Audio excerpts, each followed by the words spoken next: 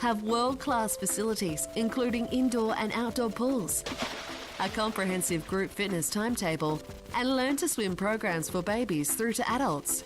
You can swim all year round with our perfectly heated pools.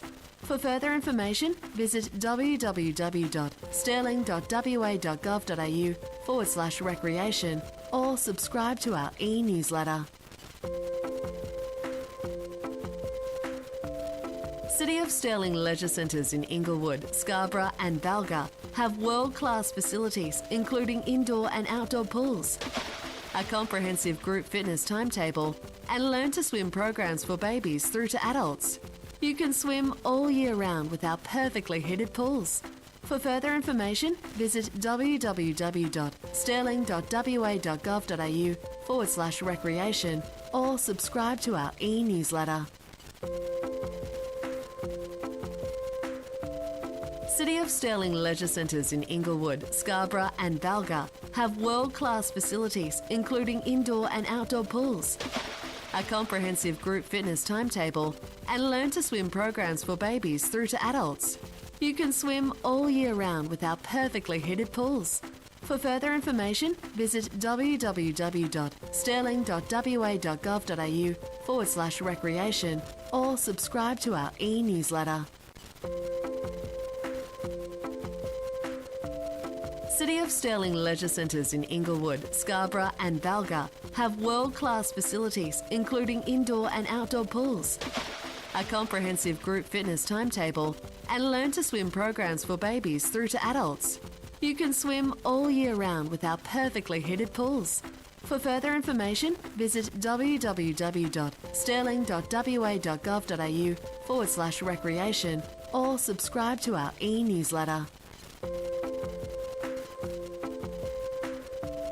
City of Stirling leisure centres in Inglewood, Scarborough and Balga have world-class facilities including indoor and outdoor pools, a comprehensive group fitness timetable, and learn to swim programs for babies through to adults. You can swim all year round with our perfectly heated pools.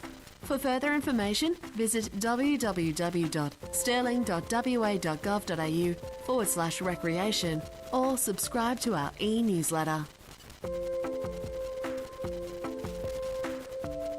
City of Stirling leisure centres in Inglewood, Scarborough and Balga have world-class facilities including indoor and outdoor pools, a comprehensive group fitness timetable, and learn to swim programs for babies through to adults. You can swim all year round with our perfectly heated pools. For further information, visit www.stirling.wa.gov.au/recreation or subscribe to our e-newsletter. City of Stirling leisure centres in Inglewood, Scarborough and Balga have world-class facilities including indoor and outdoor pools, a comprehensive group fitness timetable, and learn to swim programs for babies through to adults. You can swim all year round with our perfectly heated pools. For further information, visit www.stirling.wa.gov.au/recreation or subscribe to our e-newsletter. City of Stirling leisure centres in Inglewood, Scarborough and Balga have world-class facilities including indoor and outdoor pools, a comprehensive group fitness timetable, and learn to swim programs for babies through to adults. You can swim all year round with our perfectly heated pools.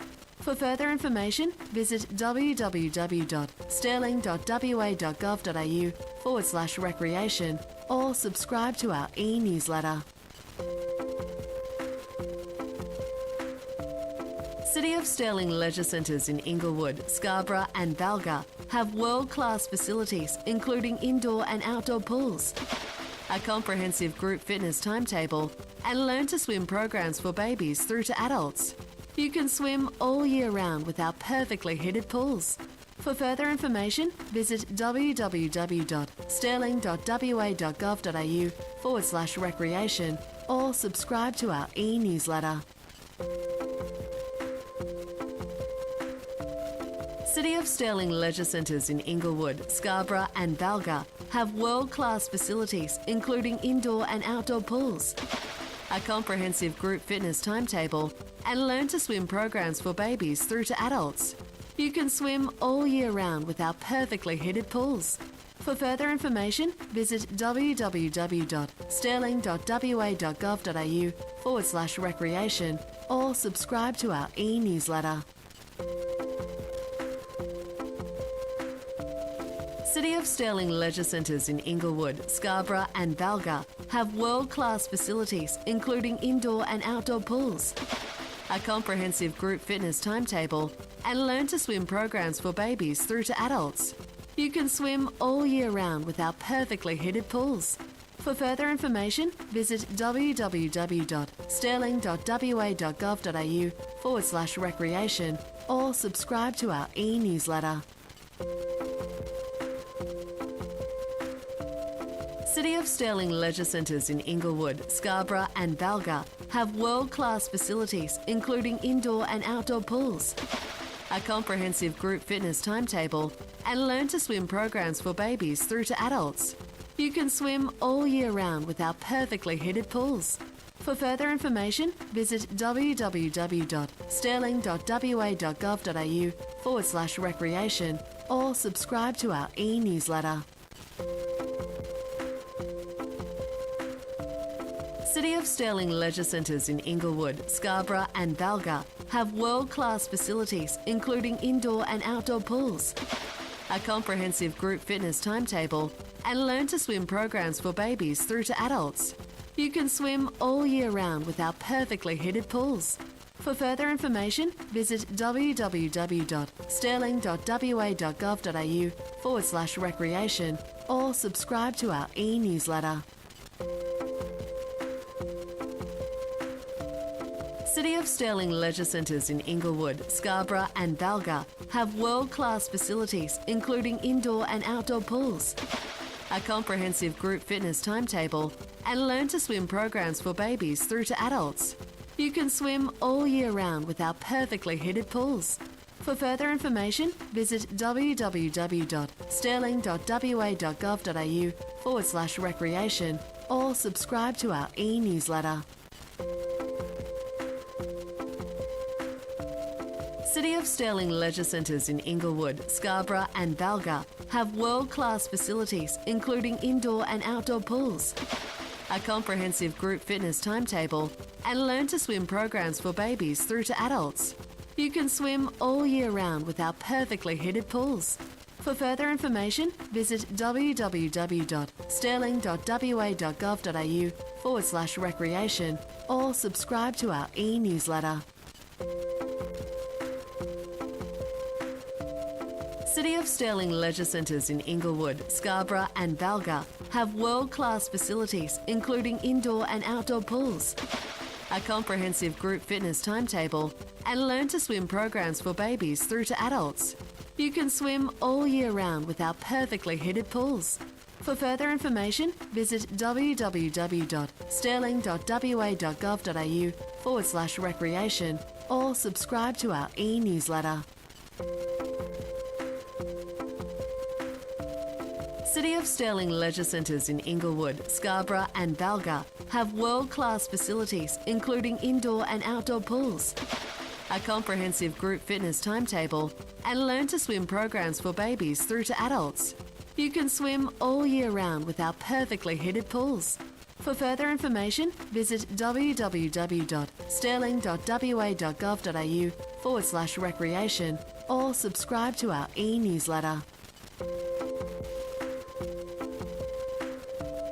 City of Stirling leisure centres in Inglewood, Scarborough and Valga have world-class facilities including indoor and outdoor pools, a comprehensive group fitness timetable, and learn to swim programs for babies through to adults.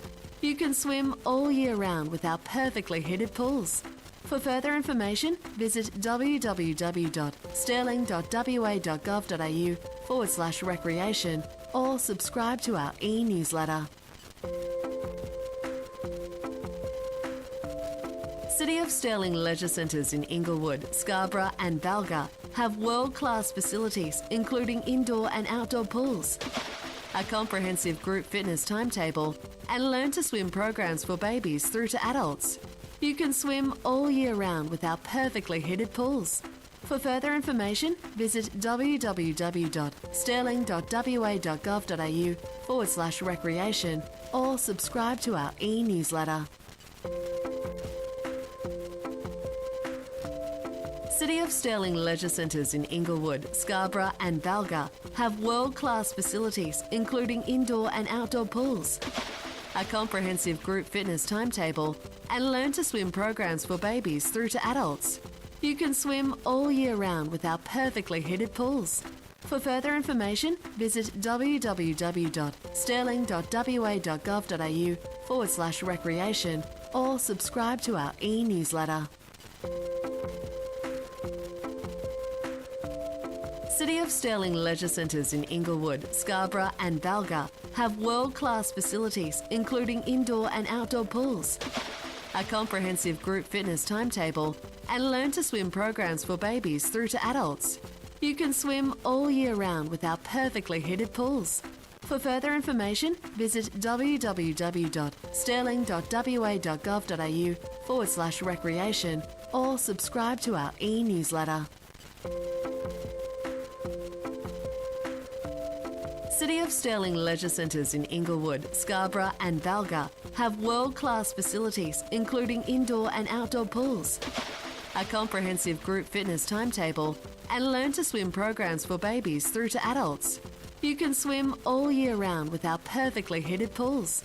For further information, visit www.stirling.wa.gov.au/recreation or subscribe to our e-newsletter. City of Stirling leisure centres in Inglewood, Scarborough and Valga have world-class facilities including indoor and outdoor pools, a comprehensive group fitness timetable and learn to swim programs for babies through to adults. You can swim all year round with our perfectly heated pools. For further information... Thank you everyone. Councillors and visitors, if I can ask you to please remember to switch your electronic devices to silent. And welcome along everybody. I know we've got a significant agenda on this evening, so there's a lot of interest, I'm sure, in the gallery and some of the items on there. I'd also like to welcome those viewers who are joining us at home via the live stream.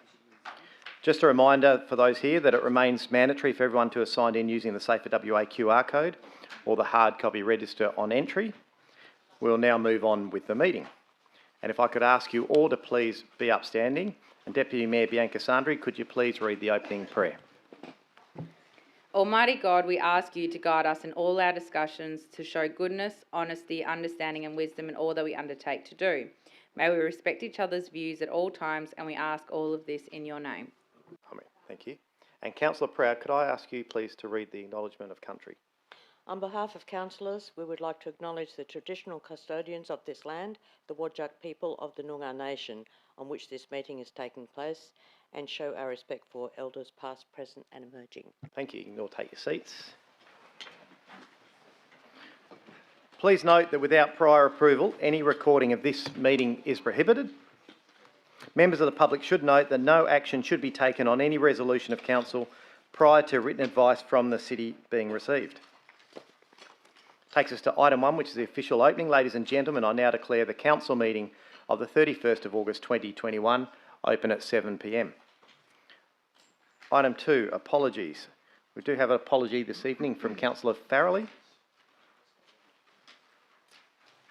Item 3, approved leave of absence. I have nil. Item 4, disclosures of interest.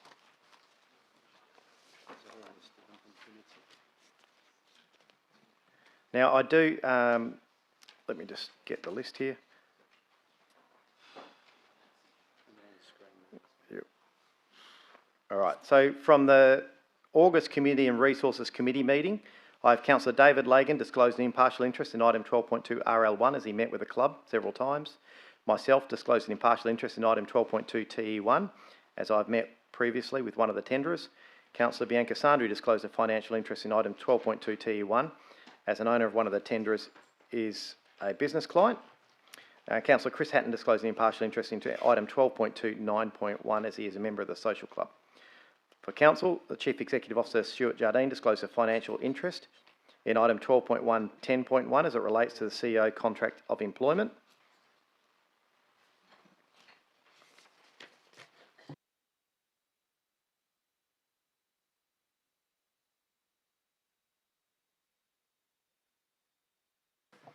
Councillor Felicity Farrelly disclosed an impartial interest in item 13.1 as she is a member of the JDAP.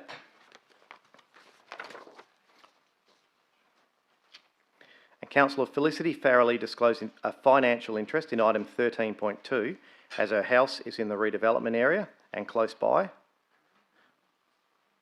Councillor Felicity Farrelly disclosed a proximity interest in item 13.3 as she has an interest in a deceased estate trust which owns a property opposite in Brighton Road. Manager of Facilities, Projects and Assets, Paul Kellick, disclosed an impartial interest in item 13.6 as a member of his extended family was involved in the preparation of one of the submissions. We've literally just got two councillors indicating they want to declare. Do you want to ask them what they're declaring? Yeah, I'll just see what... Okay. Thanks. And Councillor Sandra, you're indicating? Yes, thank you, Mr Mayor. Item 13.2, the Filburn Development for Development WA.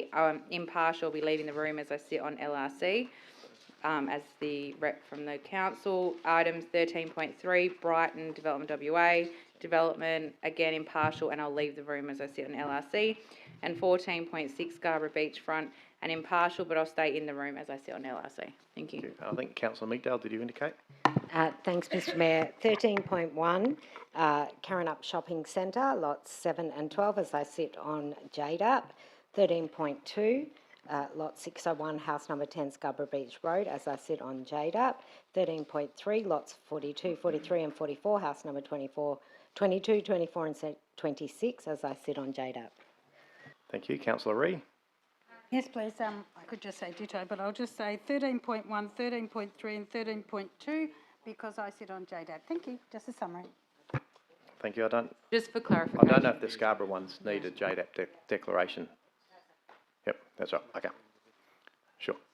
Are there any other indications? I will also just disclose in item 13.2 and 13.3 as my mother lives on the edge of the redevelopment precinct. And impartial. Right. Item 5, petitions.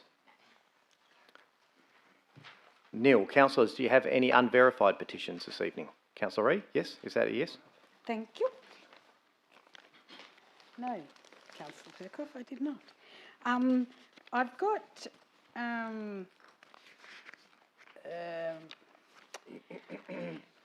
I think it's about 50 signatures, but the petition, there are two different petitions, number one.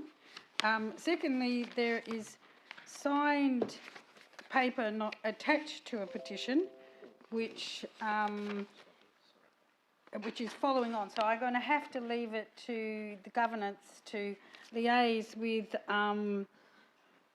That's fine, Councillor. If you just read a about summary of the petition. Okay. Yep, we'll sort it out. The childcare premises at 159 Hale Road and 24 Unwent Road, Wembley Downs. We, the undersigned, would request council to refuse the development of those undersigned object to the following reasons: consultation, setback, site coverage, overshadowing, traffic, parking and parking bays, and the cumulative impacts. This will result in exacerbating existing issues as well as creating new issues within this residential area. Residents in this residential area will have these unwelcomed issues thrust onto them. Does the City of Stirling expect us to take on their responsibility of accommodating setbacks, access, egress, visual amenity, privacy, streetscape, pedestrian, resident and car safety, and significant noise? Thank you. At all. Can I please have a move and a second to receive the petition? Move Councillor Perkoff, second to Councillor Ree. If I can just go to the vote, please, councillors. Oh, it disappeared on us. Has everyone else disappeared? Yeah, okay, show of hands. Let's do that. That is unanimous. Thanks, councillors. That takes us to item 6, responses to previous questions from members of the public taken on notice. and the responses to questions that were answered during public question time at the previous council meeting were published in the minutes of that meeting. Only the response to a question that was taken on notice at the 3rd of August council meeting appears in the agenda. That now brings us to item 7, public question time. To enable agenda-related questions to be asked and responded to, I'll try to prioritise those at the first. Can I please have a mover and a seconder for the following motion to extend public question time for up to 45 minutes beyond the initial 15-minute PQ2 timeframe? That in accordance with clause 5.712 of the City of Stirling's Meeting Procedures Local Law 2009, public question time be extended for up to 45 minutes to respond to questions from members of the public who have registered. Move Councillor Migdale, seconded Councillor Hatton. Just a show of hands, please. That is unanimous. Thank you. Just for those in the gallery, hopefully we'll be able to get through them all. We have put a time limit at the moment on 1 hour. I'm very conscious that not only is there a significant interest in these items, but we also need council to be awake before midnight to be able to determine these applications, and there are a significant amount. So what we don't want to do is be here too long. So I will prioritise those. If they're not related to an item on the agenda, can I ask you to consider not asking them so we can move on with the meeting? If you have registered the questions or passed them in, they will still appear in the minutes of the meeting with the answer. But I will start and try to have a good go at getting through it. And we will start, first of all, with Andre Dines, if you could come forward, please.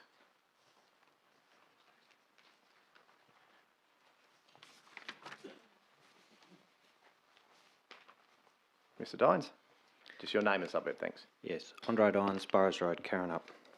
Evening, Mayor and Councillors. I have 3 questions regarding the proposed Carrinup high-rise. Whilst I understand Council tonight will consider the officer's RAR recommendation for refusal of the 9, 15 and 24-storey high-rise proposal on the western side of Carrinup Shopping Centre, I would like to ask the Council to consider and request the following amendments to the RAR document. 1. In relation to section 3.5 community benefit, amend the commentary in the table relating to the underground power along Burrows Road, as this was a condition of the original existing 2015 approval and it is not a new inclusion. Thank 2. you. In relation to the summary of the final... Sorry, do you want me to I'll get an answer to that first one for you, Mr. Dines? Oh, that's fine. Yep. Mr. Henderson? Thank you, Mr. Dines, for the question. Look, the city's RAR sufficiently addresses these matters and it is on the agenda tonight for Council's consideration. Thank you. I just think a modification would be useful.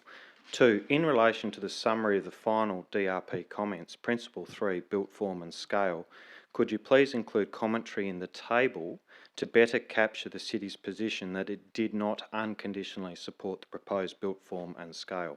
Thank you. And that is noted and it's on the agenda this evening and Council will consider that. Thank you. And thirdly, probably most importantly, can you please include a statement in the recommendation and or conclusion that the City, when considering this application, would not use its discretion to approve it and list the reasons why it would not be appropriate to use discretion in this instance?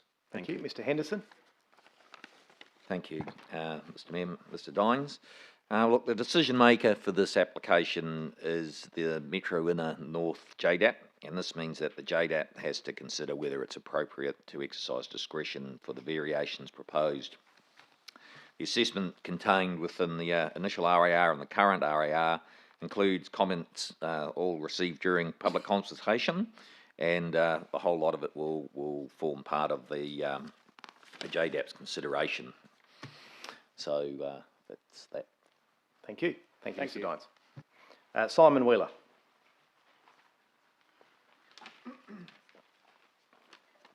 Good evening, Mayor and Councillor. Simon Wheeler, Scarborough. I don't know if this is on the agenda, but anyway. Design review panels, whilst not possessing statutory powers, can, and as we saw on Friday's Yellow DAP determination, do influence planning decisions. The DAP accepted the city's design review panel's full set of green lights interpretation of the height, bulk and scale of the developments. This, despite the DRP not having made any assessment of the designs presented to the panel, who are working on outdated and therefore more useless than usual DRP reports. My question is, Mayor, will the city request to be attached to the final determination for the yellow site at the State Administrative Tribunal and point out that the panel's decision was, for this and several other reasons, unsafe, and request in the interest of orderly and proper planning that the SAT do not accept the determination? Thank you, Mr Henderson. Look, I don't think it's the role of the city to do that, given that the SAT matter is dealt by the JDAP, the chair of the JDAP, so we wouldn't be doing that. And whilst I understand your comments, my understanding is that JDAP decision was relatively final, that the SAT's role was mediation in this sense, so it was sent back to JDAP for determination. But the SAT still make the final determination, and if you can't attach yourselves to it, nobody else can, Mayor. No, I'll just get clarification, because I don't believe they do in this case. I think it's up to the applicant just to go back and withdraw it, basically. Yeah. And that's it. Okay. The JDAP was the final determination. Right. Look at me go. Thanks. It's not what it says on your website, but anyway.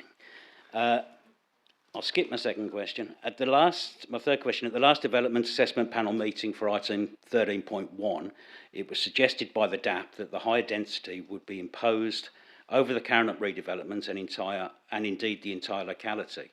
We assume to achieve the targets in the state government's Perth and Peel at $3.5 million strategic plan. The city's WAPC endorsed local planning strategy from 2019, however, expects about 150 new dwellings at Carron in total, and notes that Carron does not have the infrastructure required for higher increases of density. So my question is, Mayor Owen, are the DAP imposed density increases required to achieve the City of Stirling's overall infill targets to meet its Perth and Peel at $3.5 million obligations? Or have you already planned for that? Because it seems to me that either the DAP are wrong or the city's local planning strategy is wrong. Thank you for that question, Mr Wheeler. And look, I think we made this clear at the JDAP last week that the city's current planning framework is quite sufficient to take on board the Perth to Peel 3.5 and the future population growth. And it doesn't include over-density in Carron in any way to make up those numbers, does it? No, that is not needed to do it, Mr Wheeler. Thank you. Kieran Kelly.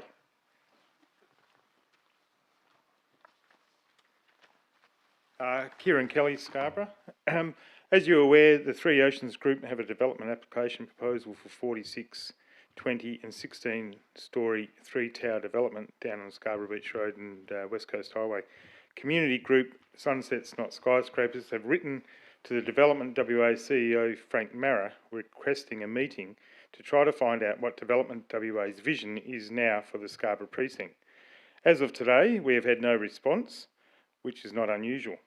My question is to the council is, can the Mayor help to facilitate a meeting with Development WA or its Minister Tony Booty or the Minister for Planning Rita Safiotti before the submission deadline of September 9? Yes. Yes, and we can certainly get the Deputy Mayor to raise our LRC as well. Right. Would the community group be permitted to attend that? Yeah, I think that was the intent. Yes, great. We'll talk. Okay, and then my second question is not on the agenda, but I'll ask it anyhow.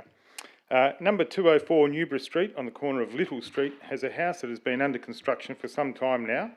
Over the past year, or maybe a little bit longer, probably a lot longer, no building activity has taken place, resulting in a derelict-looking building site. My question is, does the council have a time frame that houses need to be completed by, or a policy that prevents half-finished homes still sitting idle? Yeah. We'll have to take that specific one on notice, I think, Mr Kelly, and give you all the details. We'll check into that particular development as well for you. Great, thank you.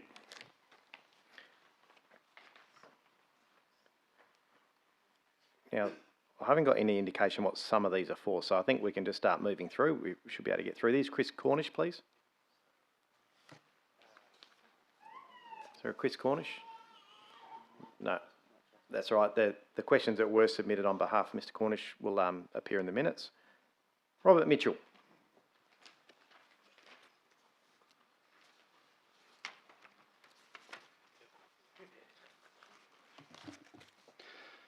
Mr Mitchell. Robert Mitchell, Carron. I'm seeking some answers to answers I got from the meeting on the 17th of August. I'm a bit disappointed at the frivolous, uninformed answers I received to question 1, and that is not only that I was informed, number 1, question was agreed to be removed by the shopping centre management developer of additions. Anyhow, now I have contacted a government authority which will adjudicate that dangers. Actually, that was something I never mentioned in the question. This appears that the signs, as the signs are close to the curb on the street and a dangerous traffic hazard, also they are not part of a public utility service and not allowed on public verges unless approved. Currently, if an accident happened, public liability would be brought into question. The answer I got in relation to that just ignored everything. So I can give you a quick... It went on to say... Yep. You've already got that answer. In reference to the specific concerns Mr. Mitchell, about how the about sign's distance being obstructed, officers have completed a sightline assessment. Mr. Mitchell, that the sign... Mr. Mitchell, we've got the answer here that you've already received. So I'll give you a further answer. I think the answer does provide some more information. As you know, I came out and visited you on site. Yes. The city doesn't believe they present an immediate danger. But they certainly, the compliance team are involved and they're working with the developer to find a suitable solution. And as I mentioned to you on site, right now what they do provide is some information for people trying to find those parking spaces. And once those fences come down, then we'll continue to work with the developer. Mayor, might I remind you that this was not given a permit to put on there? That's why the compliance team... If you look at the back of my... Mr. Mitchell, it's not for debate. That's why the compliance team are involved. Yes, and not only that, there's no public liability on it now. No insurance at all. Your second question, Mr. Mitchell. Hey? Your second question. Yeah. Yes, that's in relation to the Burrows Pascoe Park in Karrinyup, where I asked where 2 lots there, I think it was 53 and 55, I asked who was responsible on the title deed, fee simple. And I got some answer about the council didn't think there was going to be a development or someone buy it. I didn't answer that. I didn't ask that. Sure. Mr. Littleton. Yeah, thank you, Your Worship, and thank you for the question, Mr. Mitchell. The response stipulates that it's not owned in fee simple. It is public open space. It is owned by the state. It is vested by in the care, control and management of the city. So Pascoe Burrows Reserve Lot 53 is a public open space and will always be such. And what about 55? I believe it's, I'll come and actually speak to you about 55. It's in the same area, I think, as it's on the corner. It's designated on Landgate's layout of lots in Karrinyup on the corner of Burrows Road and Pascoe Street, and it's as public lot open 55. Space. It's public open and space. And the rest of it was lot 53. It's public open space. It is not so owned in all this time... We can't sell public open space. You don't know who owns the lots or anything. No, it is public open space, Mr. Mitchell, which is what's been referenced. It is not owned in fee simple. It is state government land vested in the care, control and management of the city. There are title deeds on it. Mr. Mitchell, it's not up for debate. You've been given an answer. Question 3, please. My God. Anyway, the next one relates to the West Australian Academy of Performing Arts, where the council's going to go and talk with the government, etc. What I'm interested in, and I asked, was in relation to this $100,000 that's set aside for, as it's called, needs analysis, for one in this area. Now, what I'd like to ask is, there was a body set up in Innaloo called a Stirling, what was it? Alliance? Stirling Alliance? Sorry? That's right, the City Central project. And there was quite a few people employed there. One time I inquired and there was about 10.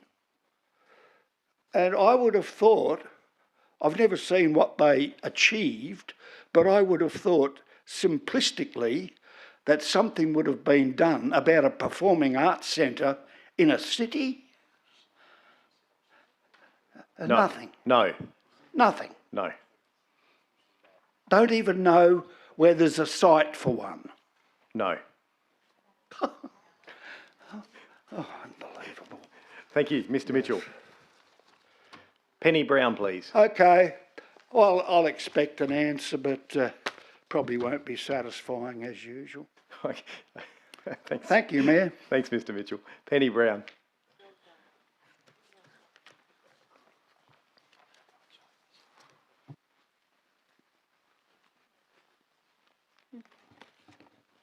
Good evening.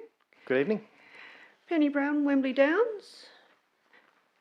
In the last meeting, it was noted that one of the councillors had indirect conflict of interest for the childcare development. Now, my question is specifically, what sort of indirect? I'm not aware of any. It wasn't a councillor. It was a director of planning. Noted an impartial interest. Yeah, I'm quite okay. Thanks.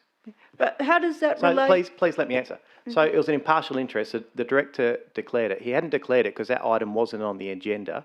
It is very simple. He's decided not to participate in any decision making for this process as his child attends Hale School. Okay. Now, just There is trying to, nothing untoward. yeah, just trying to clarify that information. Okay. Sure. Okay.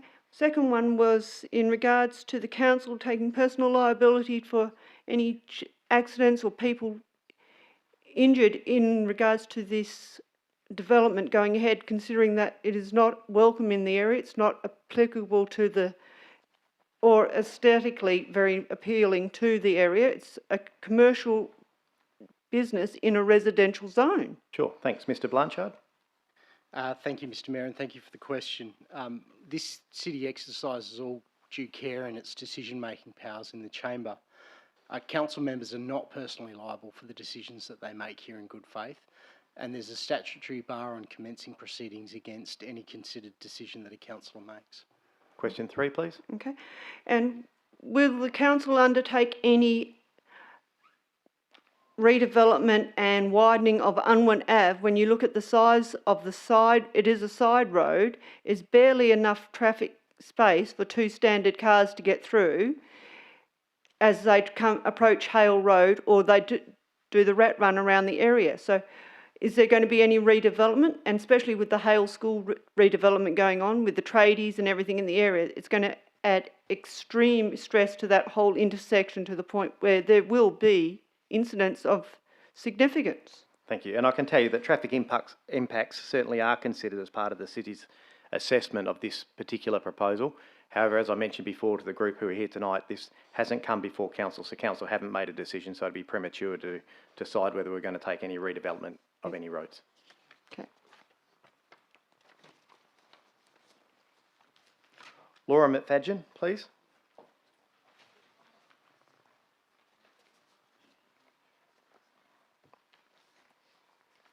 Just your name and suburb, thanks. Laura McFadgen, Wembley Downs. Good evening, everyone. Evening. My questions are in regards to the proposed large-scale childcare development on the corner of Hale and Unwent Ave in Wembley Downs. In the absence of detailed peak hour data for the Hale Road Unwent Ave intersection, the author undertook a turning movement survey at this intersection between 7:45am and 8:45am and 3pm and 4pm on Thursday, 26th of November 2020, to obtain the existing turning movement data figure shown in figure 13 of their proposal. The times were selected to coincide with the school traffic peak hours associated with Hale School and Churchland Senior High School, both located on Hale Road in the vicinity of the development site. Is the council aware that the mentioned survey is not a fair or accurate representation of peak school traffic associated with Hale or Churchlands High School, as it was carried out on a day that had a drastically reduced attendance of nearly less 2,000 students on that day? Mr Henderson? Thank you, Mr Mayor, Ms Bigfadgen. Look, the supporting information in the development application will be reviewed by the council, and as the Mayor mentioned, that application has not yet come before the council for determination or assessment yet, so that is something that will be determined through the process. Thank you. My questions are along the same lines, but if I may finish them even though they won't be answered, is that okay? Yes, yes. All Year 12 students from the above-mentioned high school and a third unmentioned Newman College, which also feeds onto Hale Road, were no longer attending school. Is the council aware on the date the survey was carried out that as well as no Year 12 students attending Churchlands Senior High School, there was also no Year 11 students on campus that day? That would account for 1,000 students not attending Churchlands Senior High School on the survey day and therefore not represented in any school traffic survey? Yeah, and that certainly will form part of the consideration around the traffic when it's regarded also with the city's own data that already has. Okay. And that obviously the DA still is under consideration. Yep. So the third question is along the same lines of Hale not having 600 students present that day and Newman not having 360 students on that day. Will the council consider taking further consideration into the traffic survey being skewed and not a good representation of peak school traffic and resurvey, or just wanting to acknowledge that they will take the Yes, and we'll certainly make sure that all of these questions and issues raised tonight are seen by those officers making those decisions. Lovely, thank you for your time. Thank you. Brian Cleaver.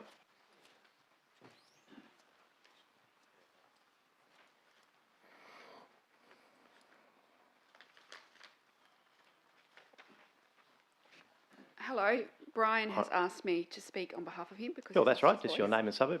Yep. Brian Cleaver, Wembley Downs. And I'm Michelle Cook, Wembley Downs.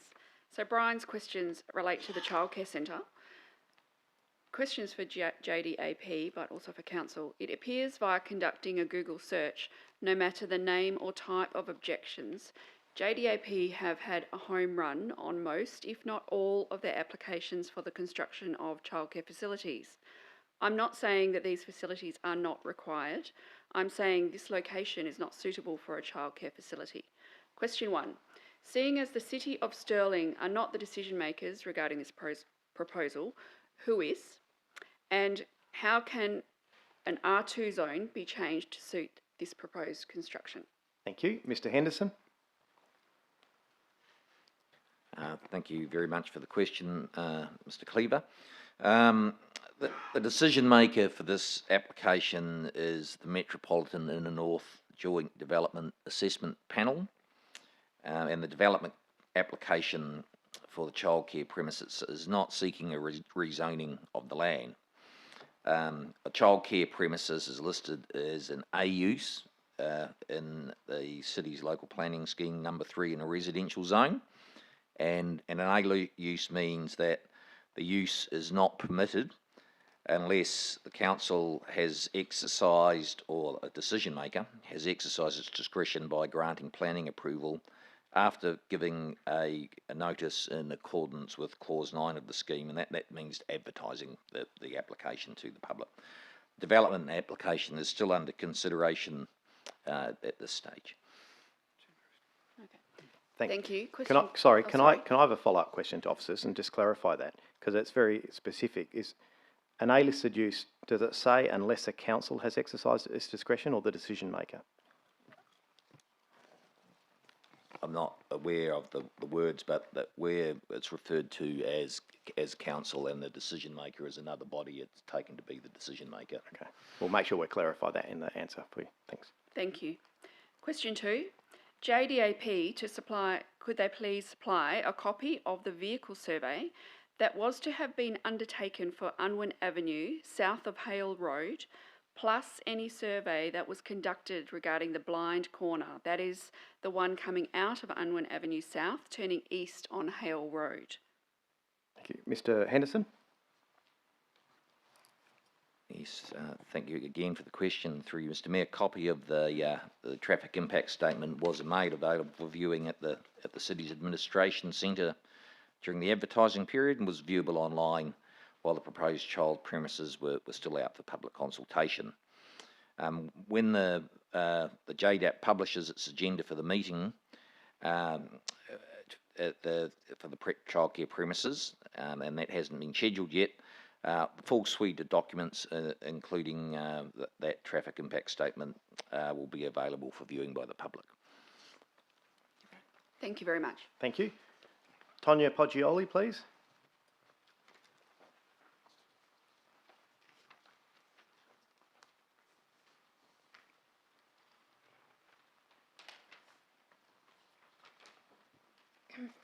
Good evening, Mayor and Councillors. Just your name and suburb to start. Thanks. My name's Tonya Poggioli. I'm from Wembley Downs. My questions relate also to the proposed childcare centre development in Wembley Downs.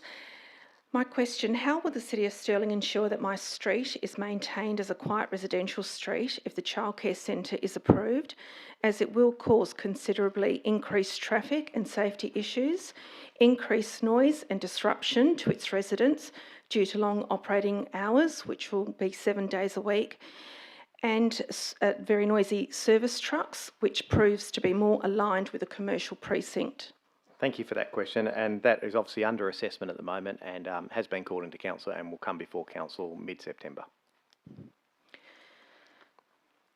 Second question, how will the City of Stirling Council and councillors support us, the residents, on this assault and exploitation of our privacy, our residential zoning and residential space and residential lifestyle, as this commercial entity does not comply with the residential lifestyle of the immediate and nearby residents, knowing that this landowner and developer have developed a Nido childcare centre before and are simply exploiting this street without any regards to the lifestyle of its residents? Thank you for that question, and again, all I can say is that item will come before council and is currently under determination by the officers. My third question, accepting this imposing and disruptive commercial entity inherently places the expectation of the immediate and nearby residents to accept and take on the responsibility that the developer, landowner, City of Stirling and JDAP relinquish once it is in the building and operational stage to service and put up with the excess, imposing and obstructive parking on our streets, driveways and verges, the noise, the imposing structure, long trading hours, which include 7 days a week, which renders our residential street a commercial zone, and the last point, exacerbate and increase the dangerous traffic. So how will the City of Stirling and JDAP protect us, the residents, who will be directly affected to live our lives without this assault? Thank you for that question, and again, I know it's frustrating for me to give you that answer, but the officers do assessments.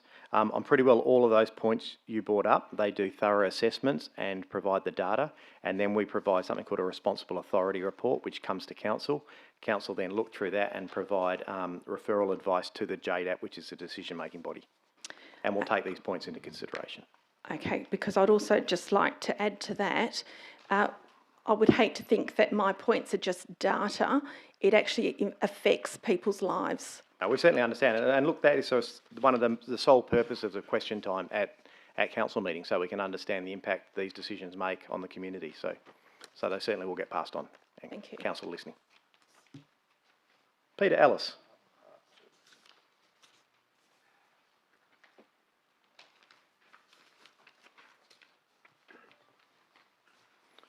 I reckon you sat all the way up the back for effect there, Mr. Ellis, so you could... It was a long walk, Mr. Mayor. Peter Ellis, Corrine. Good evening, Mr. Mayor, councillors, hard-working staff and fellow ratepayers. How May I refer to how much money was paid in the financial year 2019 and 20 as cash bonuses to key management personnel out of the total of $1,367,374 as listed on page 223, item 20 of the annual report 2019-2020. Apologies, Ms Hawkins. Ms Hawkins. Thank you, Mr. Mayor. Thank you, Mr. Ellis. I can confirm that there were no cash bonuses paid. Thank you. May I refer to the statement that 895 employees deliver over 200 services and programs to the community, as listed on page 26 of the annual report 2015-16, page 26 on 2017 and so forth, and where I can collect a list of those services from reception in Sedgwick Street on Thursday the 22nd of September, please. Yes. Okay. Yes? Yes. Thank you. Sorry. In answer 1 on 12th of May, Council meeting 12th of May 2020, as at the 31st of March, it stated there were 782 full-time employees and 202 part-time employees. So in that formula, can you tell me how many employees there are at today's date? Ms Hawkins. Thank you, Mr. Mayor. Thanks, Mr. Ellis. At this current date, we have 1,093 and 0.76 FT between our permanent and casual with our seasonal workers. All right, thank you very much. Thank you, Mr. Mayor. Councillors? That was impressive. Even at the 0.76. Alan Morse.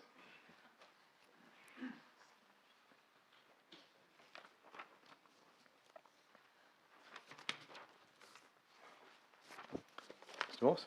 Alan Morse, Karrinyup. My single question relates to the agenda item 13.1 this evening, which is the 3 high-rise towers for Burrows Road, proposed for Burrows Road, Karrinyup. It's a simple question. Will the Mayor please consider making a deputation to the coming JDAP meeting, expected, I believe, in September now, on this matter, that is the 3 high-rise towers, to ensure that the Council's position on this matter is presented as effectively and powerfully as possible. Thank you for that question, Mr Morse. It didn't work too well last week, but that's certainly up for Council determination tonight, and they'll take that under consideration during their deliberations. Many thanks. Now that's all I have on my list. Have I missed anyone? Thank you for your patience, everyone. I will now go on to item 8, applications for leave of absence. Councillors, are there any requests for leave of absence? No indication. I'll go on to item 9, confirmation of minutes. Councillors, can I please have a mover and a seconder to accept the council minutes of the 17th of August 2021? No, I'm sorry, we have gone past it now, but we'll certainly take a copy of your questions. Sorry, I'll just have to finish this because we're in the middle of it. Move Councillor Spagnolo, seconder Councillor Migdale. Can we just go to the vote, please?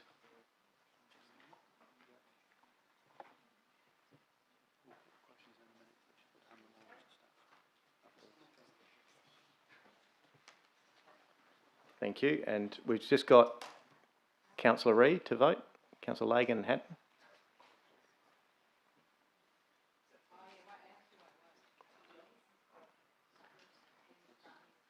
Can we just get some help for Councillor Lagan on the voting? Councillor Reid, are you voting, or is yours not working either?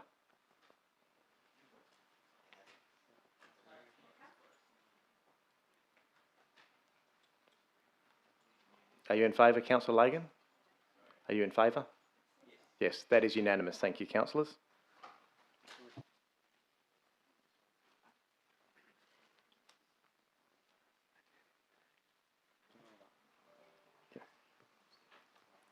Item 10, announcements by the presiding member, I have nil. Item 11, unresolved business from previous meetings, I have nil. Item 12, reports and recommendations of committees. Councillors will now progress to the item from the CEO's Performance Review Committee. As the CEO has a financial interest in the item, it must be pulled out. It is confidential, so it will need to be dealt with behind closed doors at the end of the meeting. So we'll now move on to the CRC items. Councillors, do you wish to pull out any items from the Community and Resource Committee items? noting that 12.2 TE1, the tender on road surfacing, needs to be pulled out already. And the tender for the Terry Tyzack Aquatic Centre, 12.2 TE2 needs to be pulled out, as does 12.29.1, the Hammersley Public Golf Course Redevelopment Revised Business Case. Are there any other items to be pulled out? No. Councillor Ree? Just before I say, the CEO's performance review, I didn't see the CEO leave, and I was expecting him to leave before. No, I just said it will be pulled out, and because it's going to be dealt with behind closed doors at the end, we'll pull it out behind closed doors. Thank you. Yeah. So the other thing I have is 12.2 F3 on page 148, please, and 12.2 HR1 on page 188, please. And I gather the 12.2 9.1 will be pulled out. Yes. Thank you. Thank you. We will go to item 12.2 F3, the City of Stirling Procurement Policy. As Chair of the Community and Resource, Councillor Migdale. Thank you, Mr Mayor. I'd like to move committee's recommendation, please. Thank you. Do I have a seconder for that motion? Councillor Sandri with a question. Councillor Ree, you're opposed or a question? Opposed. Councillor Migdale. Reserve, Thank you. Councillor Sandri. I do apologise, Mr Mayor, but there were a couple of questions that were raised last week. Which memo was that in? Which one of the memos? Thanks, Mr Mayor. So it's in terms of in the attachments, Councillor Sandry. So the Mayor does start with, sorry, apologies. The attachment starts with Customer and Communications Memorandum. But if you scroll down, you will get to page 3 of 5 is the start of that procurement information. Page 3, here we go. Real tender. Okay, I'll leave that. Thank you. Thank you. Councillor Ree. Yeah, thank you. As I said at committee, while I take on board the comments made by Ms Hawkins, I'm still concerned that this city could only say 5%, minimum of 5% when we do tenders, when we do anything. I still believe, even though we've got to write it up, and even though that sometimes we're actually paying people here and their base is in Sydney, and all those other issues, that I do believe that this procurement policy could be amended, and I take on board some of the definition, but I don't believe that it's been addressed in here. So I'm still concerned that we can't address it and make it higher and make a better definition of what local is, and a better definition of what the City of Stirling is. So I asked for this procurement policy to come forward. I've asked for us to be more supportive of our City of Stirling small businesses, especially when we consider COVID, etc. I don't think this is addressing it, and I'm concerned that even after the other day, we're still not addressing some of these issues. Thank you, Councillor. Councillor Migdale, are you happy to close, or is anyone else who want to indicate? Sorry. No, no one's indicating. If you're happy to close. Thanks, Mr Mayor. Just in answer to the previous comment, I would like to reiterate that this item was robustly debated at committee. At committee, everyone bar one councillor did support the current policy, and make no bones about it, it is supportive of our local vendors and local businesses. I'm very happy and pleased to support this item. Thank you. With that, that does close debate, so I'll go to the vote, councillors.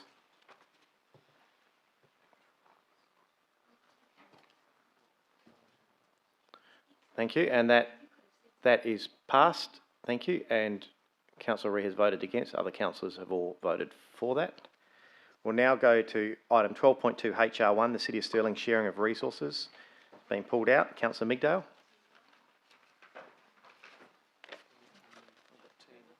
Sorry? No, they're confidential, so they'll be pulled out and we'll take them to the back of the meeting. Thanks. No, trust me. Let me chair it. Be all right. No, we're on 12.2 HR1, City of Stirling sharing of resources.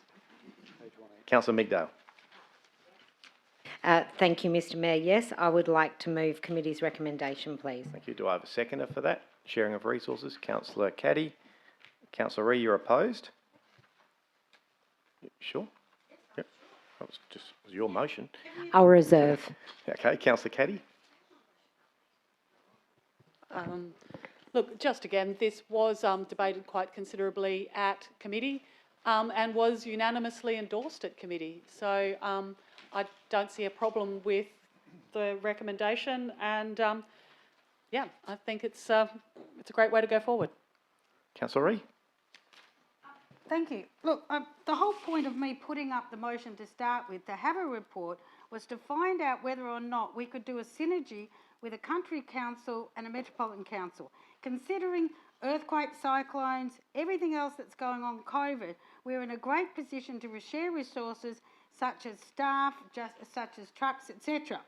This report, I asked for a report how we could do it. This just says that we note what's going on at the moment. Well, what's going on at the moment is not really a policy. It's not really establishing a synergy with any council. It is ad hoc. It's at the opinion of, I don't know who, but definitely not council, decides where we share and where we don't share. What I'm saying is, why can't we have some concrete sort of Point of order, Mr. Mayor. The councillor is debating against the motion that she amended at committee and supported at committee. Thank you. I'm sure that's a and point I've got to of say, Councillor, I find this absolutely ridiculous that you moved a motion. I don't know, you must have been in a different committee meeting.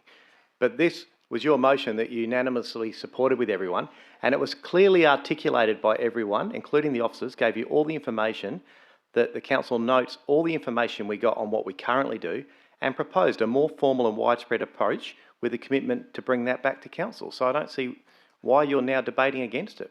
But continue. Thank you, Councillor Caddy, of which you moved the motion. I seconded it to keep it going so I could talk about it. And then voted for it unanimously with the rest of the committee. I voted for it because I do believe it needs to be more formal. What I'm concerned is that I did believe that we were actually going to have more guts to this coming to a full council meeting, which we didn't get. And that concerns me. That's why I think it actually needs to be talked about. I'm saying I'm voting against it. Councillor Ree, I have to disagree with you. It would be disingenuous for this to be changed between committee and now to suggest that there's a robust plan around how to do it within a week of it coming from committee. Mr. Mayor, I do believe on many occasions in 1 week, lots of things have changed, different reports of that. We've got a plethora of papers, white papers, which the members of the public never see, of which things have changed on a regular basis. So my point was, I thought that I seconded it because this is what I think we need to go on a formal basis, which is what we want to do. But I thought we would be getting something more in there to say at this level what we could do more for this council meeting for us to go forward. It's not the fact that we're not doing anything, it's the fact that I wanted to, even though it says propose a more formal approach, which I agree to. My point was, I thought we would be having another paragraph, another recommendation there on a little white paper or somewhere. That's my point. That's why I wanted to talk about it and why I said I wanted to speak against it, because I do believe we could have added to it for the whole point of making sure that we support councils that are not in the same financial resources, etc. as us. But I will support this motion. Thank you, Councillor Caddy. Because... Take a seat, Councillor. You're not opposed. Wasting our time. Seriously, Councillor, take a seat. There's people in the gallery waiting for important stuff, and you're under the guise of saying you're voting... Oh, it's just ridiculous. Put this to the vote. Yeah. How can you debate? It's unanimous. Thank you, councillors. Given that item 12.2T1, 12.2T2 and 12.29.1 can be pulled out and dealt with at the end of the meeting behind closed doors, as they involve tenders, then I'll ask Councillor Mcdale to move the balance of reports, please. Thank you, Mayor. I'd like to move the balance of reports from Community and Resources by exception resolution. Second to Councillor Proud. If we can go to the vote, please, councillors.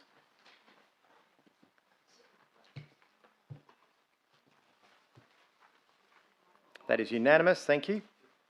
Members of the gallery, please be advised the remainder of the community and resource recommendations have been adopted by exception resolution.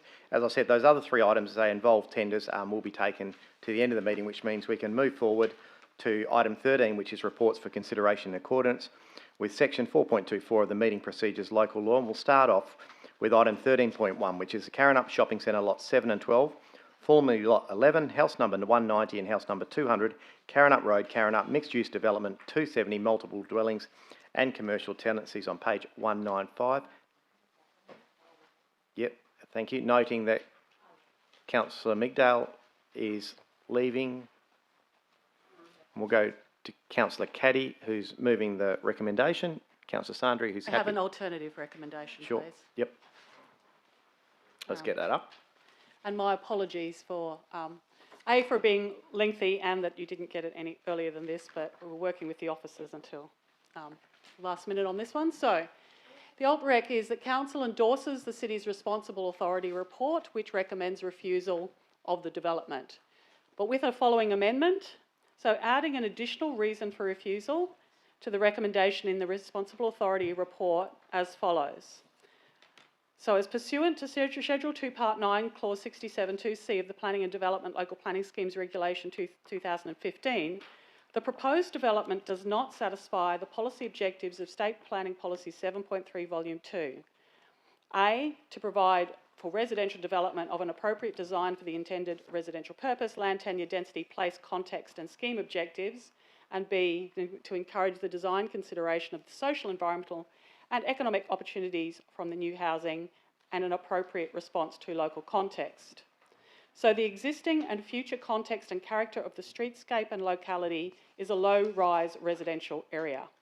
The proposed development is not sympathetic or consistent with this, as it creates a higher density urban streetscape. Further, the planning framework has not contemplated a development of this scale and bulk. As such, there is no transition of this proposal into the existing and future low-rise residential areas. On point 2, the Council notes that the approval of the development in the absence of an adopted activity centre plan, precinct structure plan or local development plan will result in an inability to establish a development incentive framework that would deliver tangible community benefits in exchange for the significant deviations being sought by the development. And point 3, that Council endorses myself to make a deputation request on behalf of Council at the JDAT meeting. The reasons for the alternative motion: Council is very concerned that the height, bulk and scale of the proposed development is inconsistent with the existing and future character of the local area and wider locality. The modifications proposed as part of the revised submission do not address any of the City's previous reasons for refusal or the specific reasons for deferral as outlined at the JDAT meeting on the 31st of May. The applicant's revised submission fails to address the specific deferral reasons relating to the interface of the proposed development to Burrows Road and Karrinyup Road, the plot ratio, bulk and scale of the proposed development, traffic movement and access, and the community benefits associated with the development. The height, bulk and scale of the proposed development is not supported in the absence of any imminent or seriously entertained modifications to the City's planning framework that would establish a development incentive framework that would deliver community benefit. This Council resolution replaces the Responsible Authority recommendation on this application that is contained in the RAR. Councillor Sandri? I'm happy to second with an addition of 3 words, if that's okay. Sure, let's see what those are or listen to them. Just in 1AI, after State Planning Policy 7.3, comma, Volume 2, if it reads, and State Planning Policy 7.0, which relates to design principles, the 10 design principles. Yeah, happy with that, Councillor Caddy? To accept that as the, yep. Right. Okay. Is there anyone against this? Councillor Ree, your question? Is it just a question? Yeah, I'll take your question. Thank you. My question is, why, Mr Mayor, are you not doing the deputation? It would be silly to ask me that question because you're the councillors making this determination. Mr Mayor, given that you have more... Sorry, Councillor. This is debate. No. You can't debate me because I didn't put the motion. Well, if I could finish. Can we have them separately? And I'd like to foreshadow, then I have to speak against it because I'd like to foreshadow that you actually speak on behalf of the city because you did a great job at Yellow the other day. And I think it would be better for JDAP and the community at Karrinyup to have the Mayor of the City of Stirling actually do the presentation. So I'd like to put that in amendment if the mover and the seconder are happy with that. Sure. No, I think just keep it as a foreshadow. So I will give Councillor Caddy a chance to open debate because I think that was equivalent to a debate. So I'm happy if you want to say anything to this. You're happy, or if you're not happy not to, that's fine. No, not really. I think our practice has been that one of the ward councillors makes the deputation. The Mayor made the deputation to Yellow because none of the ward councillors were. I wasn't available, and Councillor Farrelly was a JDAP member. Thank you. All right, so let's go back to the substantive, please. Yep. Thank you. If there's no one opposed, I will put that.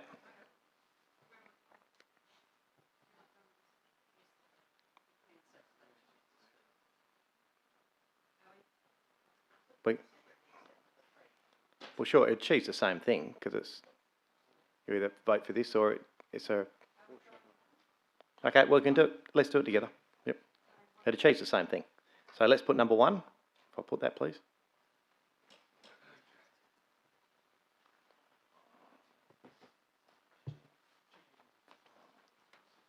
That is unanimous. Thank you, councillors. I'll go to number 2. Thank you. And I'll put number 2 to the vote. Mr Mayor, sorry, just to clarify, 1 second, about an impartiality, which I just recalled. Just to confirm, I'm not a JDAP alternative member yet appointed by the Minister. Let's get clarification, Mr Blanchard. Thank you, Mr Mayor. That is correct, Councillor Sandri. Your nomination has been made through the Development Assessment Panel Secretariat, but we have not been advised that it's been approved by the Minister yet. So following on from that, Councillor Ree, you're a JDAP. Are you a JDAP alternative as well?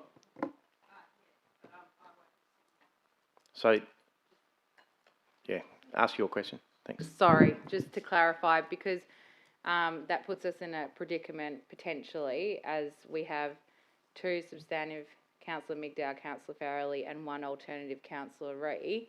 My understanding that there may be interests pertaining to the substantive, one of them. So whether the alternative wants to be in the room for this voting, I don't know.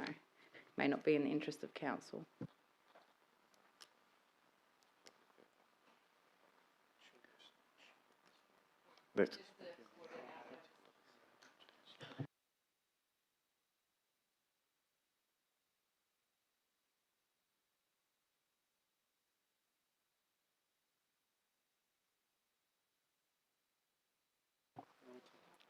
That's noted, Councillor. So I will put item 2. We're in the middle of it. So let's go to item 2, please. I'll put that.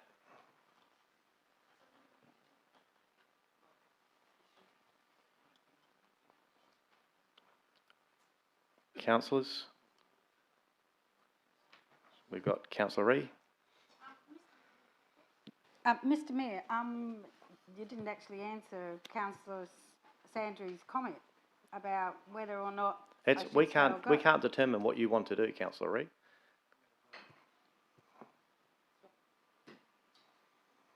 But you are obliged. I'm pretty sure you're obliged under the Act right now to vote. You've sat through the whole debate, and we're waiting for your vote. But if I walk out now, I don't vote. I think you're in breach of the Act. Get me either way. I'm doing well tonight. I don't make the rules. Thank you. That is unanimous. We'll now go to item 3, and I'll put that to the vote, please.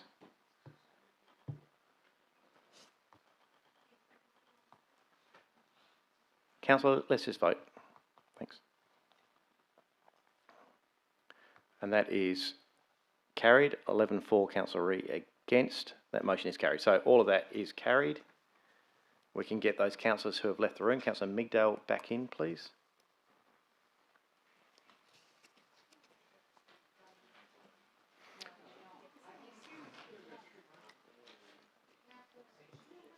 Councillors, we'll now go on to item 13.2, lot 601, house number 10, Scarborough Beach Road, lot 43, house number 206, West Coast Highway, and lot 86, house number 45, Philburn Street, Scarborough.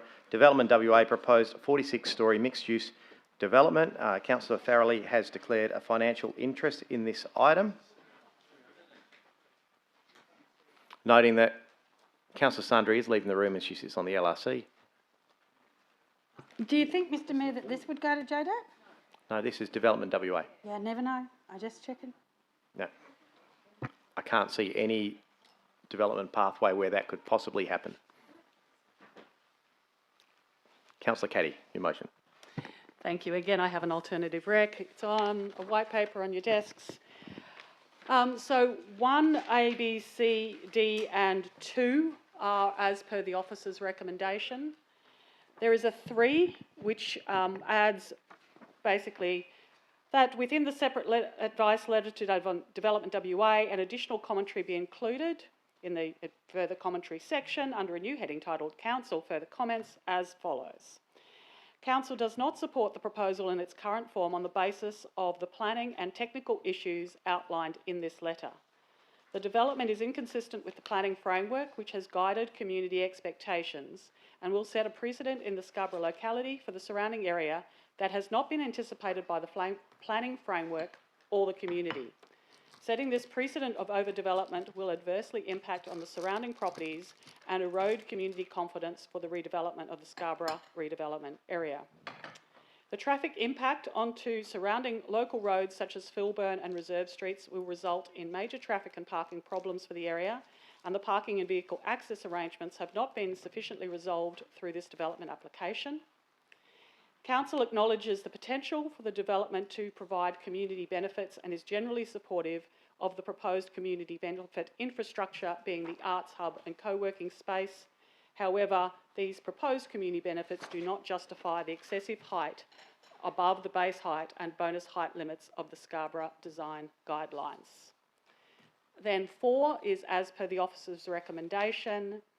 The reason for the alternative motion is fairly straightforward. Council is very concerned that the development will cause negative impact on the surrounding properties, and that we support the city's recommendation and advice letter. However, it's recommended that we provide some additional commentary.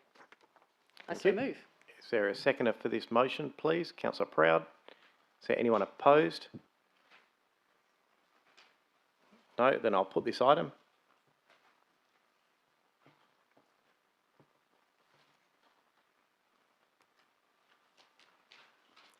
That is unanimous. Thank you, councillors. We'll go to item 13.3, lot 42, 43 and 44, house numbers 22, 24 and 26, Brighton Road, Scarborough. Development WA proposed 18-storey multiple dwelling development, 8-storey hotel and 5-storey mixed-use development. Councillor Farrelly has declared a proximity interest. So on page 231, do I have a mover of a motion?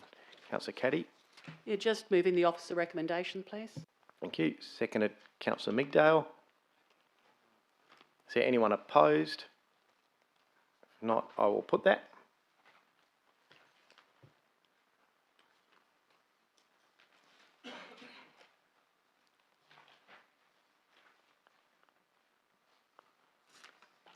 Councillor Proud, have you voted? Thank you. That is unanimous. Thank you. That brings us to item 13.4, Planning Reform Phase 2, proposed City of Stirling submission. Sorry? Oh, yes. Can we get Councillor Sandry back in, please?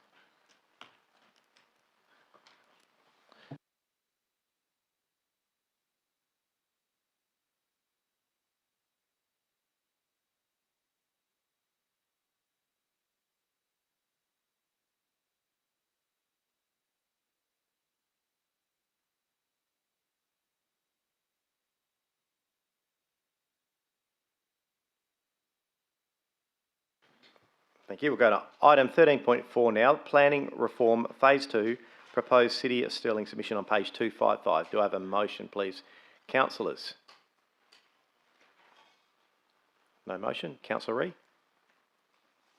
The slight amendment, please. Yep. What's your amendment? Thank you. That on page 261, where we've got, 261 if you like, where we've got the JDAP, that the comments made there that the appoint permanent panel members, that I think we should have an independent chair and two councillors and two people, but an independent chair. And I did discuss that before. So I don't know whether we can actually discuss. I'm trying to work out what you mean by an independent, because wouldn't that be the same? No, because if you have, this one actually says reduce the panels to panel members to three. If you have two councillors and two planners and an independent chair, which means it's a non-voting chair. Okay. So, which is I think we'll have to get this. Let's get some information, please. Can we have Mr. Henderson or Ms. Shears provide some comment on this? Well, there'll be three members, and then my understanding is two councillors from the council where the development application is being heard. Those members are independent members and appointed on that basis. I think, my apologies, I actually had a long discussion with Mr. Roddick on this one, and I apologise he's not here, and I didn't come back. I had a short conversation with Ms. Spears about it, and Mr. Haymans. The point I was making is that there's no point in having three. Okay, so I don't think the problem is we haven't even got debate on this yet. I think we need to get clarification that we. Well, I mean, two councillors and two planners, or if you're going to have it, make it even, whatever it is. Yeah. I'm sorry. So what I do need right now, we haven't even got a seconder for this motion, but we're asking if this can be done. I need clarification from the planning team, from someone, if this is something that can be done. For you, Mr. Mayor, this is a submission. If the council is wish to make a submission that the chairperson is independent but not in voting, then they're free to do that. Okay. We can still make a submission to that effect. Yeah, it doesn't, but every other councillor had a chance to move a motion that was. So let's there a seconder for this motion. When the motion lapses, councillors, do I have a mover of a motion? Oh, now we're awake. Councillor Caddy. Move the officer's recommendation. Thank you. Councillor Sargent. Seconded the officer's recommendation.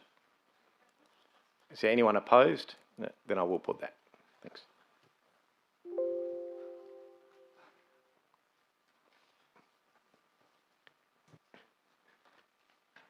Can I have a show of hands, please, councillor? Oh, too late. Too late. We've already started the hands. Hands up, please. Yep. That is unanimous. Thanks, councillors. Councillor, I understand the intent of what you're trying to do there, but I guess in all reality, with what we've seen, you're going to end up with an independent non-voting and then 2 for and 2 against, so it's going to be stalemate all the time and ineffective.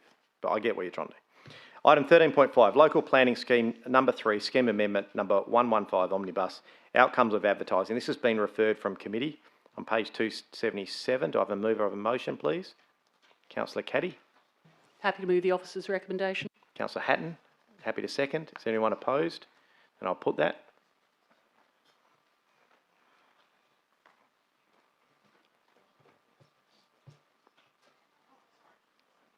That is unanimous. Thank you, councillors. Sorry.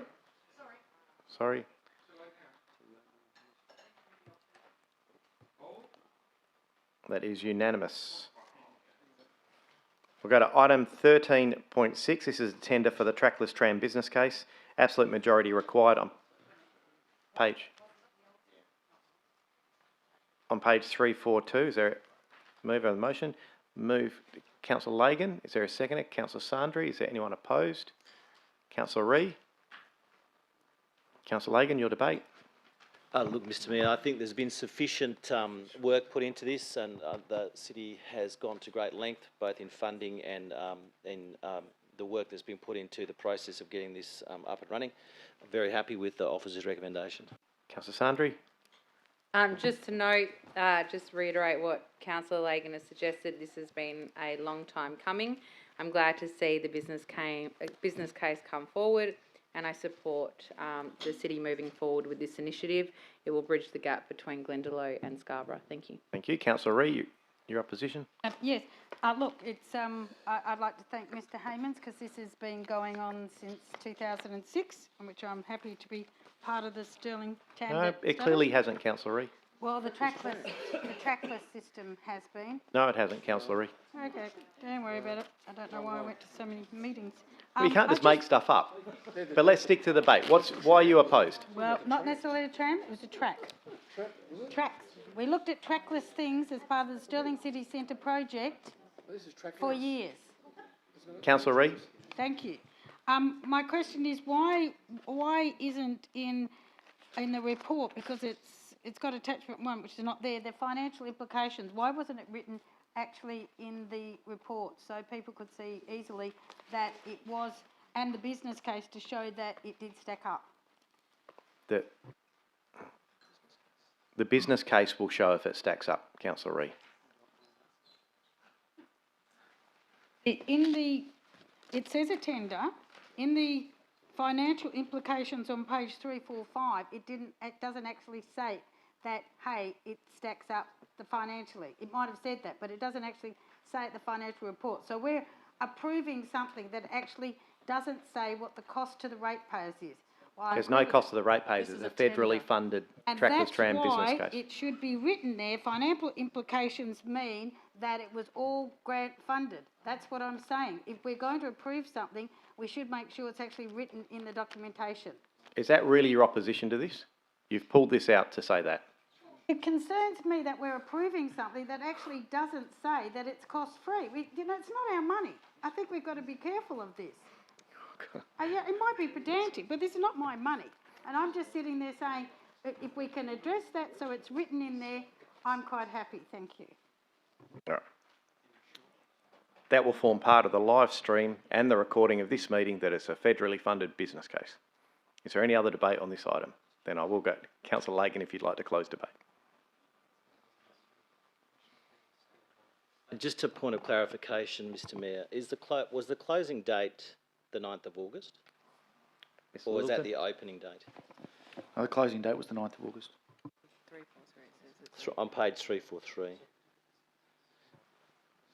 Yeah, closing date. Yep. Look, no, not much further to add. I'm not going to make stuff up. I remember standing here with a green tram a couple of years ago. I think this fits well within the city's plan for business development, also for growth and development and connectivity of the Scarborough area back to the businesses to Glendalough, and it fits inside our the city's transport plan and growth for the city as well. Given that it's federally grant funded, I look forward to seeing what the business case comes up with. Thank you. And with that, the closes debate. So I'll put that item.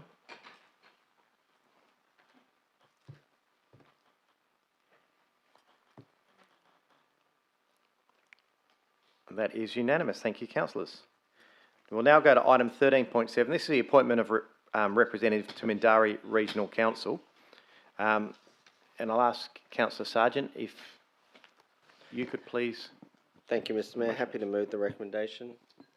Councillor Ree has seconded that. Is there anyone opposed? No, I will put that item. Sorry, just stop. I don't think we should, yeah, because we need the revocation first. So just for clarity, where this item, it may look familiar because we've done this previously. We were given advice from the MRC that it could be an alternative member, but since then we found out that no, that wasn't okay. So there is a revocation motion for that motion, which should be put, which is this one, and then basically the appointment one. So if it's I'll just check with Manager of Governance that that's all right, that we can. So given I think, had a mover and a second for the other one, do we need to do anything governance-wise to make this? As long as it's... Happy to move the alternative rec if it helps. Yeah, no, I think if we do that. Who was the seconder for the last one? Councillor Ree? So withdraw that and move that. How's that? That's perfect. Yeah. We needed your experience there, Councillor Sargent. Made it look very simple. All right, so there's no one opposed, so we will now put that.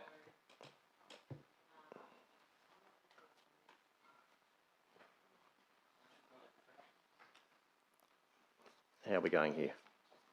That is unanimous. Thank you, councillors. We're on to item 14, motions of which previous notice has been given. Item 14.1, notice of motion from Councillor Elizabeth Ree, antiviral and antibacterial screen and surface protectors. Item 350. Thank you. My notice of motion states that the City considers the use of antiviral and antibacterial screen and surface protectors to mitigate against transfer of communicable disease as part of future risk management strategies. And that's my motion that I still would like to go for, please. Okay, is there anyone to second this motion? Councillor Thornton. Councillor Proud, you'd like to... Yep, so you're opposed for the officer's recommendation. In that case, Councillor Ree, would you like to debate? Yep. Did we do this in 2006? No, it's all right. It's your debate. Come on, up you get. Come on, that was funny. Oh, to have diseases when we want them. The whole idea of this was that even though the alternative that City continues with its current cleaning regime and considers future changes and relevant available products as and when required. As and when required is now. We have COVID now. And this is one of the things that when I was with Councillor Sandry and yourself, Mr Mayor, they gave a presentation to actually save money to local governments. This was the whole idea. And what you do is you just put a film, it's a bit like Goad Wrap, and it goes on top of public toilet doors, it goes on outside doors, library doors, all of those things. And it's instant contact in which takes away the germs. They were saying it's very, very cost effective. We've got technologies changing all the time. The cost of chemicals is increasing all the time. And some of these chemicals are becoming quite dangerous according to something I read the other day. People are getting more allergies, their children, they're touching some of this stuff, putting them to their eyes, etc. So we have to be mindful of what we're cleaning with. This to me, I thought sounded like a good idea to save the city money, also to keep a reduction in the amount of chemicals and that we may use, and also we can have it as a trial. It's not going to say that, it wouldn't, from what I gather, everything says it's going to work. But for high traffic areas like public toilets and libraries and other doors, etc., entrance here, it's a no-brainer as far as keeping the germs down. And that's really what we want to do. We're having staff go out and have to clean all the time. And if you look at one of those programs that said, as a place like a library and a public toilet should actually be cleaned every 10 to 15 minutes. I don't know who can afford that in Australia even, to keep down germs. It's just ridiculous. I think you're getting a little operational here. No, but I'm saying I shouldn't say it's ridiculous to keep down germs, but it would be not cost effective for us to do so. I'm just more concerned about the fact that all these chemicals that we're using can't be good for our population. The amount of staff to go out and do it. I think it's an advancement in technology, and really this is what that motion says. The staff continues to current and considers future changes and relevant available products. This is actually a product that has come up. It is different. It's still the future. Let's try it. I mean, that's what it is. We're trying to save ratepayers' money. We're trying to make the best use of this staff, but we don't want to be in a situation where people have got all the allergies in the world and then they end up blaming us. So I'd like council to consider this. I mean, if it doesn't work, then, you know, then we don't use it anymore. But at least we should try. Councillor Thornton.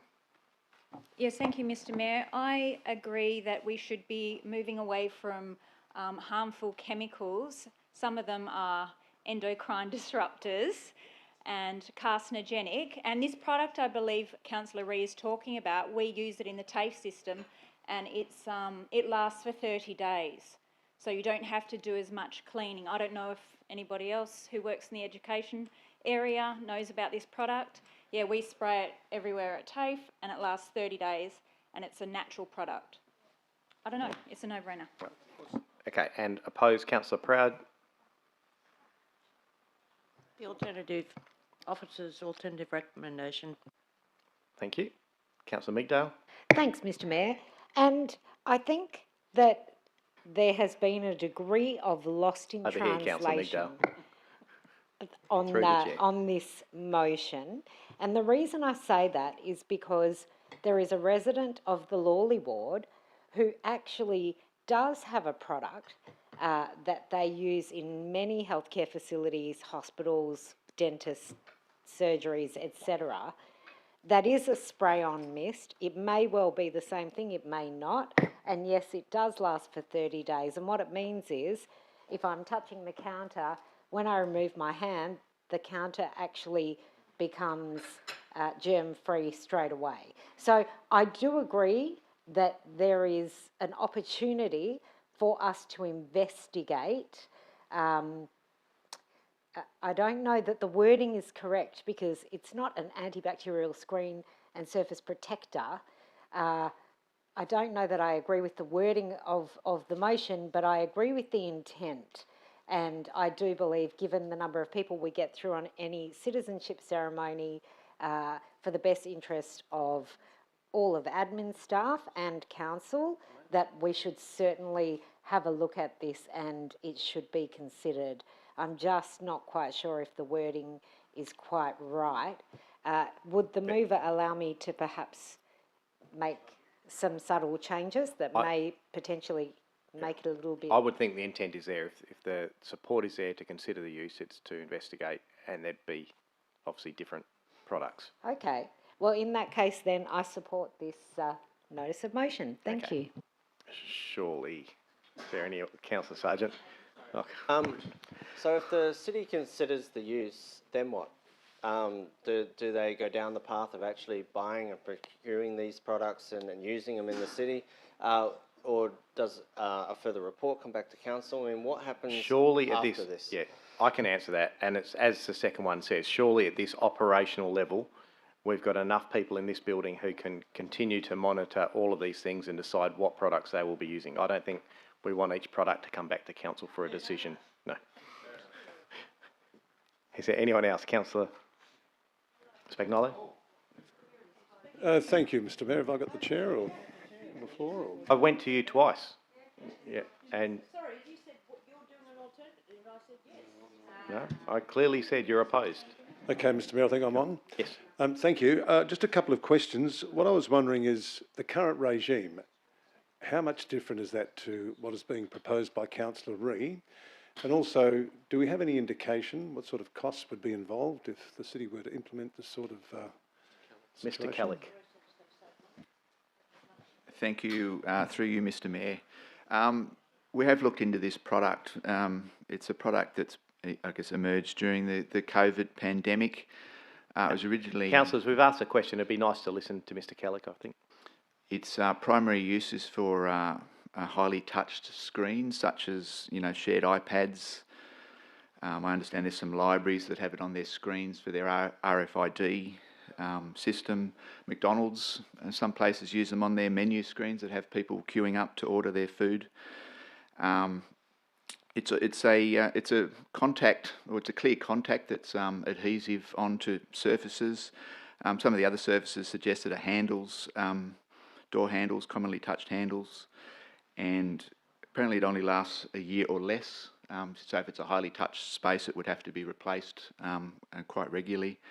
The current cleaning regime referred to in the report is something we researched as COVID was hitting us. It's we've increased the strength of the chemical that's being used to clean touch surfaces, and also increased the cleaning on highly touched surfaces such as door handles and lift buttons, etc. And just to answer that final question, we haven't looked into the price of this product suggested in the notice of motion, but I have reached out to try and find some other local governments in WA that are using it, and the only response I got was that library screens in Melville, apparently. Thank you, Mr. Kelly. Councillor? Yeah, that's fine. Thank you, Mr. Kelly. Through you, Mr. Mayor. So, do we have any feedback or any statistics in terms of how it is progressing? I know that Councillor Thornton mentioned that TAFE were using it. Are there any other organisations that we've had a quick look at? I think one of the areas I can probably answer this, and I think one of the areas, just by listening to you're all talking about a different product, and this is very much the danger with a strategic, I'd like to think, a strategic focused council starting to determine what cleaning products we're using. So, whilst the intent is there, as Mr. Kellick has just indicated, they have not only considered these products, but as the alternative says, and I don't want to enter debate, the alternative clearly says they will continue with its current practice, which includes considering all of these items, because that's their job.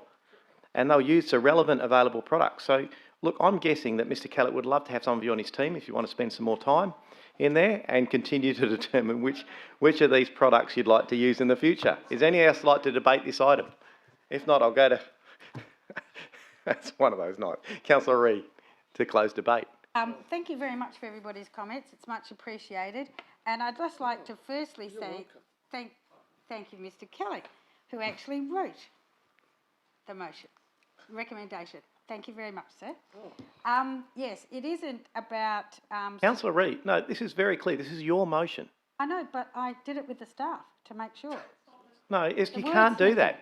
You can't do that. You cannot turn around and say the staff put this motion up. You put this motion up. I didn't say put him up. I said he helped me with the wording. Is that okay? No, it's not.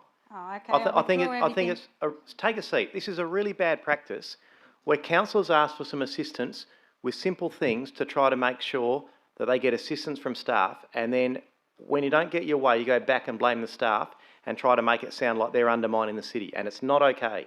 I won't allow it. It is your motion and you have ownership of this motion. Only you. Now stand up and debate that, please. Well, as I said, I'd like to thank him for his support because I agreed with it and I don't... You don't get his support. You don't ask for his support, you don't get it. I'm not going to warn you again. I'm not going to warn you again. You can close debate on this item. I think that it is self-explanatory, and if it needs wordsmithing, my apologies, but I just thought that when we're going further, it's not about buying any particular product. I'm quite capable that the staff are quite capable of deciding. It's not involving in operation issues. All it was to say that there is new stuff out there to make sure, as a council, we're up to date with things, and also to, as I said before, the spread of disease, the making it easier on staff, making sure reduction in the use of chemicals, reduction in the use of allergies or anything that possibly come out of it. That's was the only intent of the notice of motion, was to get that forward. It wasn't at all interfering in anything else, and I appreciate the assistance with the staff, and I appreciate that all they do in cleaning, etc. And my apologies if anyone misconstrued anything that I said or have done. And Councillor, with that, close debate. So I will put that motion, noting that foreshadowed by Councillor Proud is the officer recommendation written by Mr. Kellick.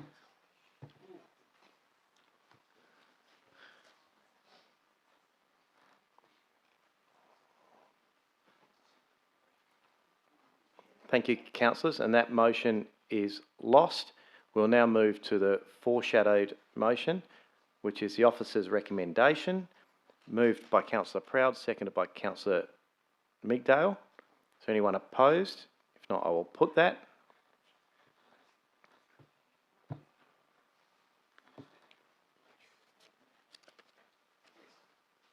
That motion is... Councillor Reid, you need to vote, please. Councillor Reid, vote please. That motion is carried 10-3 with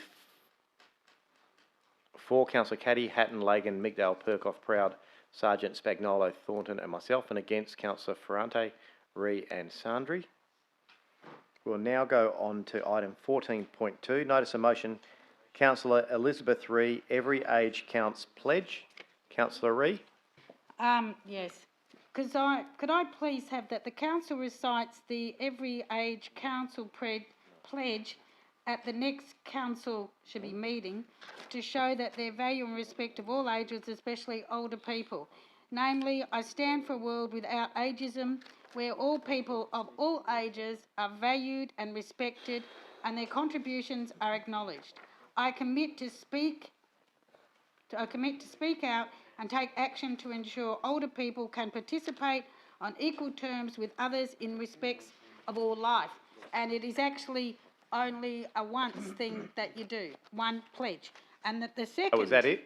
No, the second recommendation is what's written on page 357, that the Mayor writes to every age counts, outlining the significant investment made by the city and its older community members through the City Age Friendly Strategy 217-222.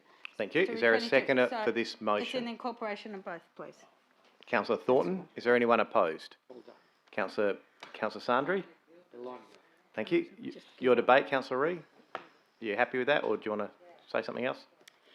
I think that this is, and I've got a badge if anyone really wants to wear a badge about ageism. I've got a legacy badge. People, the way people are treated, the older they get. So if anyone would like to wear a badge with pride, I've got some. It wasn't the intent to have it at every meeting. It wasn't the intent to have it at every meeting. All it was for us, it's a pledge. So you just say it once, that's all. If you want to say it in front of a community event or a seniors event, that's all. All they're asking for is to just say that we've said a pledge. That's all. You just say it once at a council meeting. I'm sorry that the interpretation in this report is not what I intended.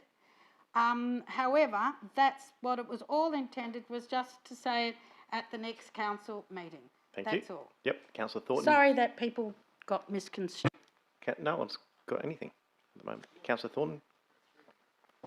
Yes, thank you, Mr. Mayor. I think this Every Age pledge is a good cause. I think it doesn't take much. It won't take us much to make this pledge, but I think it can offer a lot to the people out there, especially the elderly, to show that we support them. Thank you. Councillor Sandri. Thank you, Mr. Mayor. I actually agree with the intent of ageism as someone who is called upon my age frequently. So, I mean, I agree with the intent, but what I have a problem with is I haven't heard from Councillor Ree as to why she feels that this is prudent to our council meeting in terms of, and council for making the pledge. Whilst it's acknowledged it's a good cause, why should the City of Stirling and this council make the pledge? And what will we be pledging to each other and those around the table about ageism? I also note that I think the original intent of the notice of motion was regarding just the elderly, and just to rephrase, ageism relates to any group and age of people, generally speaking, and point 2 specifically only deals with older community members and not community members of all ages. Thank you. Councillor Migdale, you indicated. Thanks, Mr. Mayor. Just short and sweet, I'm against all of the isms, ageism, racism, sexism, and on and on and on it goes. And were I to say a pledge for all of the isms, there would be little time left to deliberate the rest of the items on our agenda this evening. So whilst I certainly am supportive and I respect ageism along with many other isms, I cannot support the need for a pledge for all of these. I'd like to think that I am among like-minded individuals who treat everybody equally with respect and don't need to make a pledge to do that. Thank you. Thank you. Is there anyone else who'd like to say? Councillor Proud. Just really quickly, I think this is more a demonstrated thing that we should be doing every day with everybody, from toddlers to our centenarians. I think we all do that anyway, making a pledge. And I understand it's only at one meeting, so it's, 2 minutes long in a council meeting of, decades ago. I mean, it doesn't really have the impact. We all work with our seniors, we all liaise with them, and we all meet them when we're out and about. It's about demonstrating it, not just saying it. Are there any other indications? If not, I'll go to Councillor Reid to close debate. Again, my apologies if there's any confusion. I think on page 355, the strategy highlights the city as the highest number of seniors of any local government in Western Australia, with statistics projecting that by 2026... Mr Mayor, can I just have a point of clarification? I do apologise, but the pledge relates to ageism generally, but the second part relates to senior or older community members. Yep. Is the intent of the mover for ageism generally? No. Or is it just... So this is clearly, it's a movement, and it's especially older people. Okay, because the pledge actually doesn't state that. It's intergeneration. Where? Ensure older people. Oh, apologies. Okay, yep. Well, then I definitely don't support it. Councillor Reid, if you continue to close, please. I did not write the pledge. The pledge was written by an organisation that were concerned about the treatment of people that are old. Yep. As I was saying, the strategy highlights the city, and I apologise that anyone didn't read it, and I'll just read it for them. Highlights the city has the highest number of seniors of any local government in Western Australia, with statistics projected by 2026, the city will have 70.81 residents aged 55 plus, which is quite significant. I think as we're getting older, if we look at the harm against aged people as reported by the Seniors Council, especially with people dying, people infirmed, people injured, it's becoming more and more commonplace. I don't want to go into the statistics of the various issues. I didn't think I'd have to actually bring a whole lot of statistics on the amount of people over 55 that are attacked in their homes, that their younger children have taken their money away, their wills, said that they're crazy, etc. I don't think I had to bring any of that, and my apologies, and if Councillor Sandry had informed me, I would have got a whole lot of stats together. My apologies for that. But it is important. I think you need to stay on topic, though. That's not what this pledge is about. Well, it's the comment made by Councillor Sandry that she wasn't aware of where I was going, etc. That I think it's important that we do acknowledge it's only a meeting, next meeting. That's all it is. Saying it once, ageism. If everyone doesn't want to say it, fine. That's fine. There's people that don't like to say all sorts of things, which I won't say because in case I get in trouble. But I just think that the two of them complement each other, that we write and say what we're doing, I think is important. But as a council, we should acknowledge a lot of people, and everybody's getting older, and whether you like it or not, people will get over 55 one day. And with that... Mr Mayor. That closes... Can we move separately, please? Yes. Yes, we can put them separately. Yep, so we'll do a show of hands. Move Councillor Reid, seconded Councillor Thornton. All those in favour of 1, please raise your hand. 4, we have Councillor Thornton, Councillor Reid, Councillor Lagan, Councillor Sandry and Councillor Spagnolo. And against we have, this is just 1, then we have Councillor Sargent, Councillor Caddy, Councillor Proud, Councillor Hatton, Councillor Perkoff, Councillor Ferranti, Councillor McDowell and myself. That motion is lost. I beg your pardon? What? And then item 2, we'll now put item 2 as separate. A show of hands, please. All those in favour? We have Councillor... We have... Yep, Councillor Spagnolo, Councillor Thornton, Councillor Sargent, Councillor Proud, Councillor Reid, Councillor Hatton, Councillor Perkoff, Councillor Lagan, Councillor Sandry, Councillor Ferrante, Councillor McDowell and myself, and against Councillor Caddy. That motion is carried. Thanks, councillors. We'll now go on to item 14.3, notice of motion. Councillor Lisa Thornton, pop-up plaza in Osborne Park. Mover of a motion. stand up. Thanks, Mr Mayor. I'd like to move the officers' alternate recommendation on page 364. Thank you. And Councillor Spagnola, you're happy to second that? Yes, sir. Oh, hang on, sorry, 362. 362. Thank you. Is anyone opposed to this? Then I will put that item. Show of hands, please, councillors.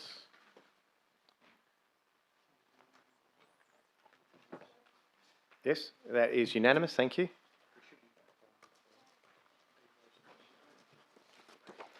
Item 14.4, notice of motion, Councillor Migdale, drainage catchment analysis on page 363. Councillor Migdale. Thank you, Mr Mayor. I'd like to move the recommendation. Thank you. Councillor Ferrante, you're happy to second that? Is anyone opposed? If not, I will put that item. Show of hands, please. That is unanimous. Thank you. Item 14.5, notice of motion, Councillor Migdale, Clipper bus service, page 367. Thank you, Mr Mayor. I'd like to move the recommendation. Thank you. Councillor Ferrante, you're seconding that. Is there anyone opposed? I'll put that item. Show of hands, please. That is unanimous. Thank you, councillors. Item 14.6, notice of motion, Councillor Farrelly, Scarborough Beach Development Sites. Councillor Caddy. Yeah, thank you. This was Councillor Farrelly's notice of motion. She's asked that this motion be referred to deferred to a future meeting of council, please. Seconded, Councillor Sandri. As that's a procedural, so show of hands. That is unanimous. Thank you, councillors. 15, notice of motion for consideration at the next meeting. Councillors, would you like to submit any notice of motion for consideration at the next meeting? Councillor Hatton. Thank you, Mayor. I'd like to submit the following notice of motion. Already?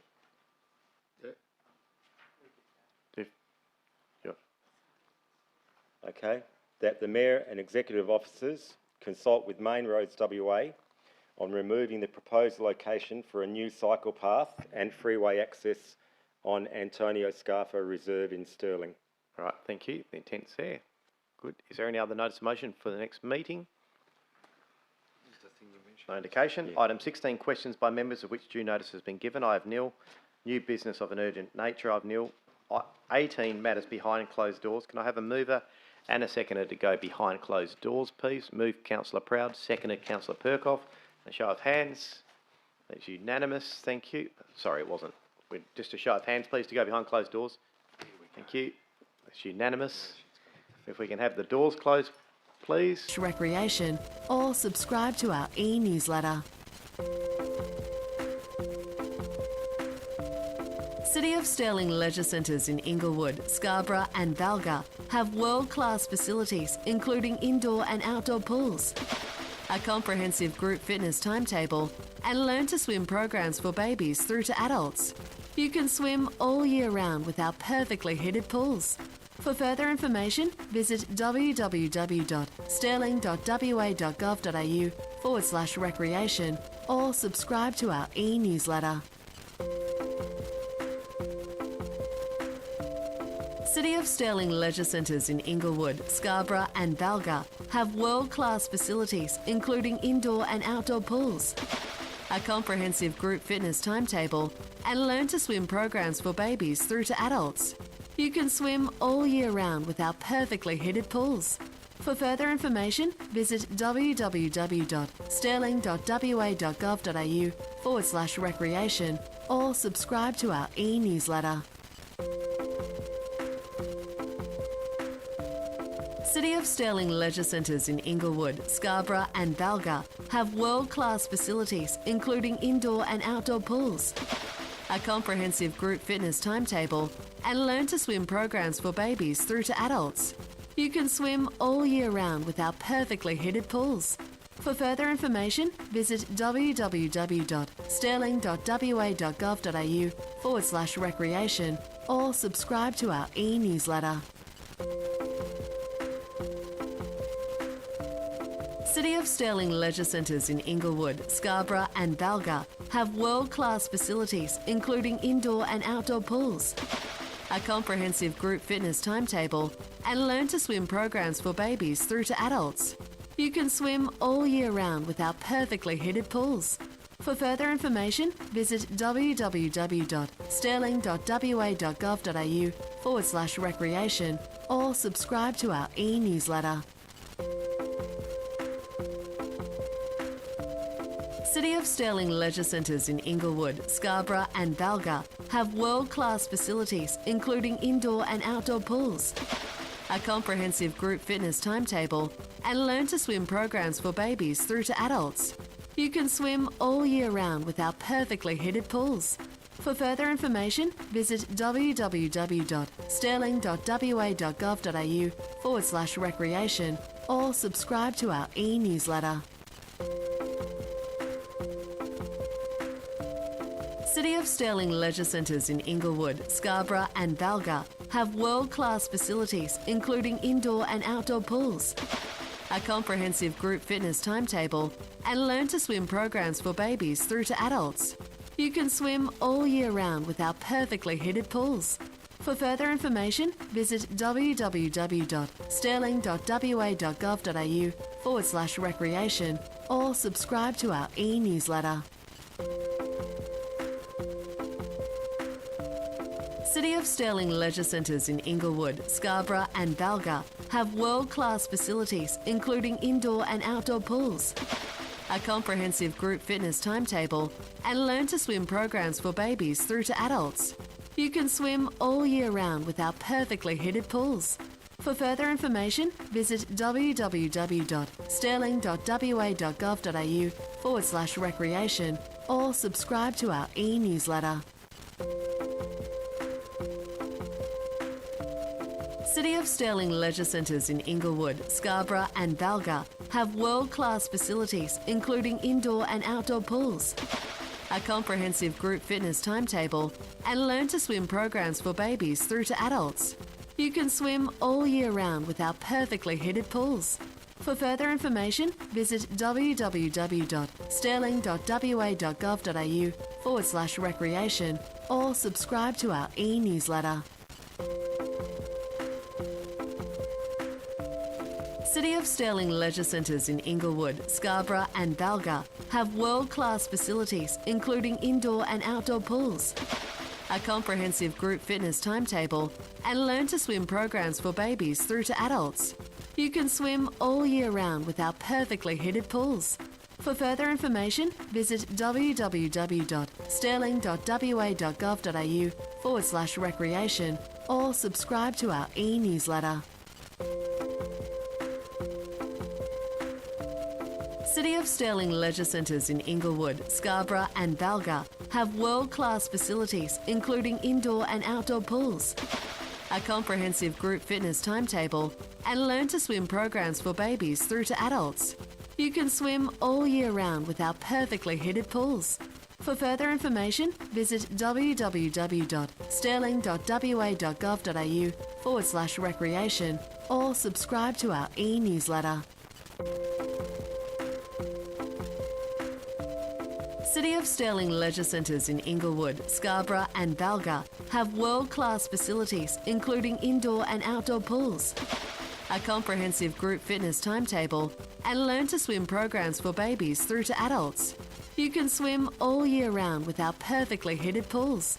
For further information, visit www.stirling.wa.gov.au/recreation or subscribe to our e-newsletter.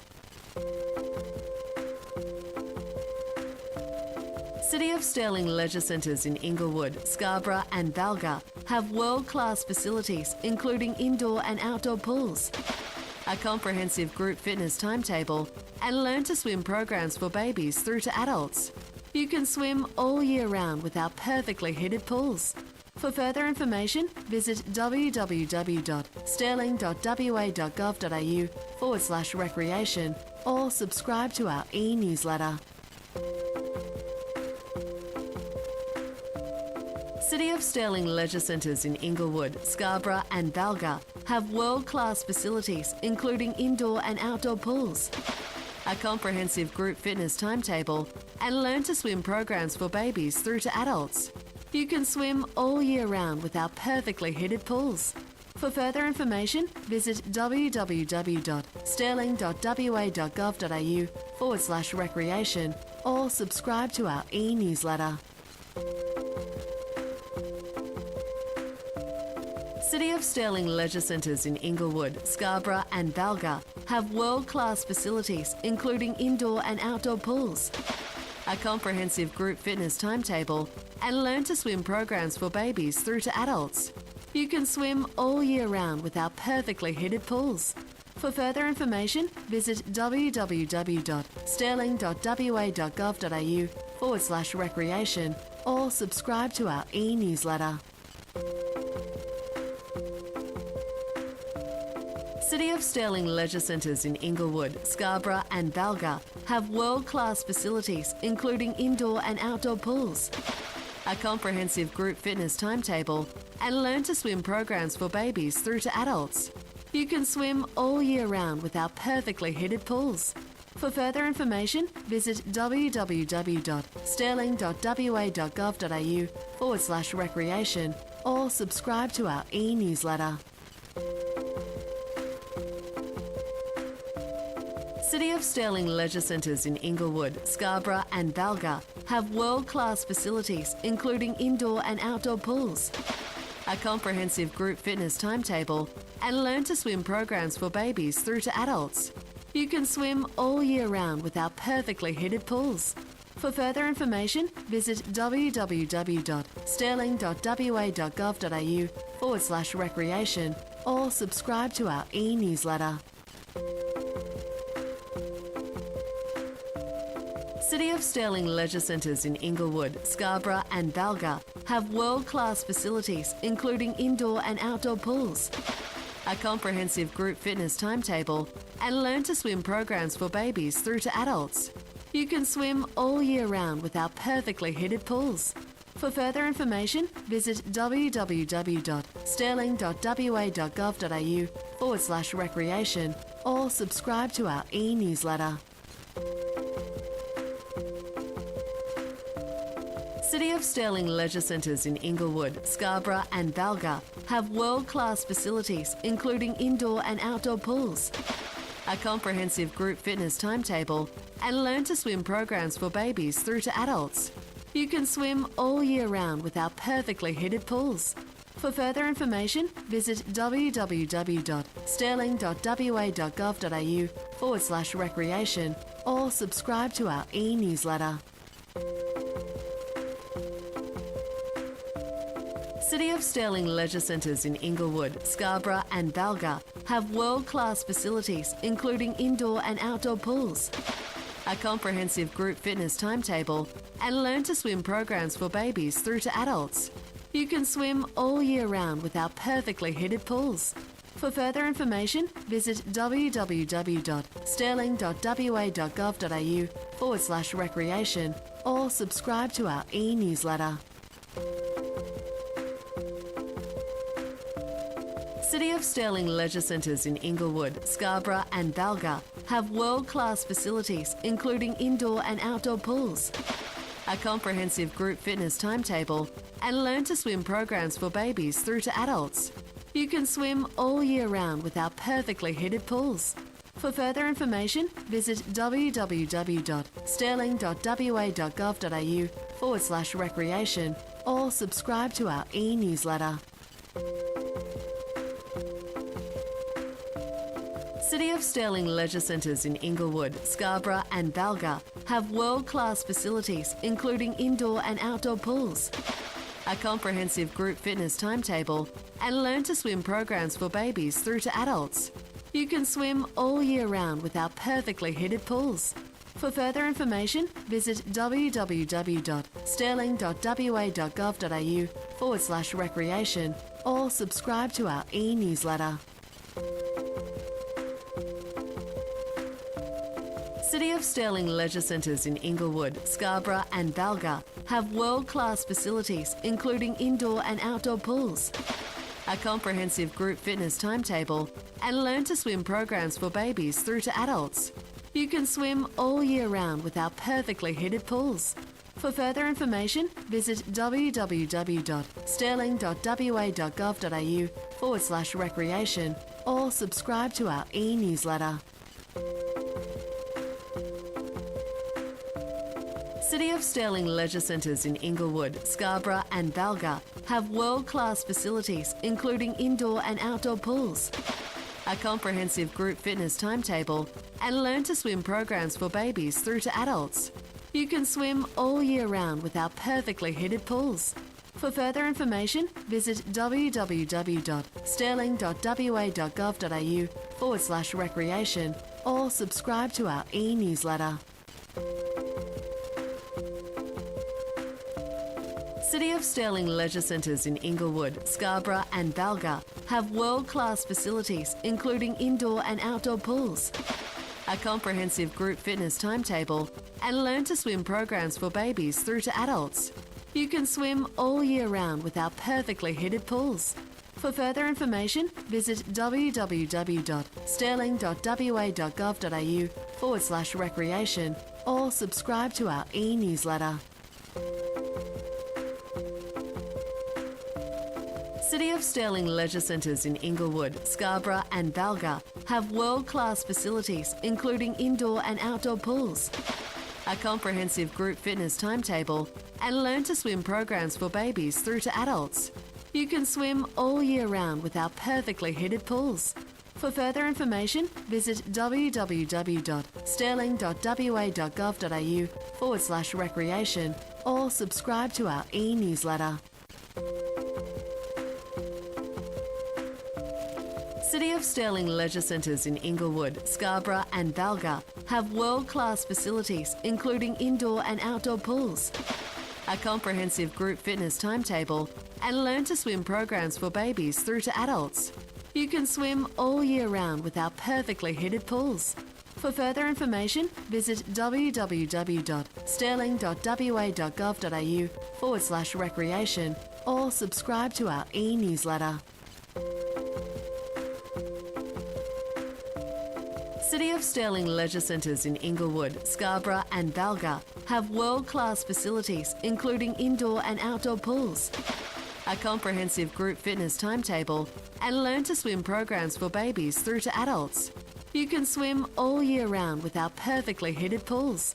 For further information, visit www.stirling.wa.gov.au/recreation or subscribe to our e-newsletter. City of Stirling leisure centres in Inglewood, Scarborough and Valga have world-class facilities including indoor and outdoor pools, a comprehensive group fitness timetable and learn to swim programs for babies through to adults. You can swim all year round with our perfectly heated pools. For further information, visit www.stirling.wa.gov.au/recreation or subscribe to our e-newsletter.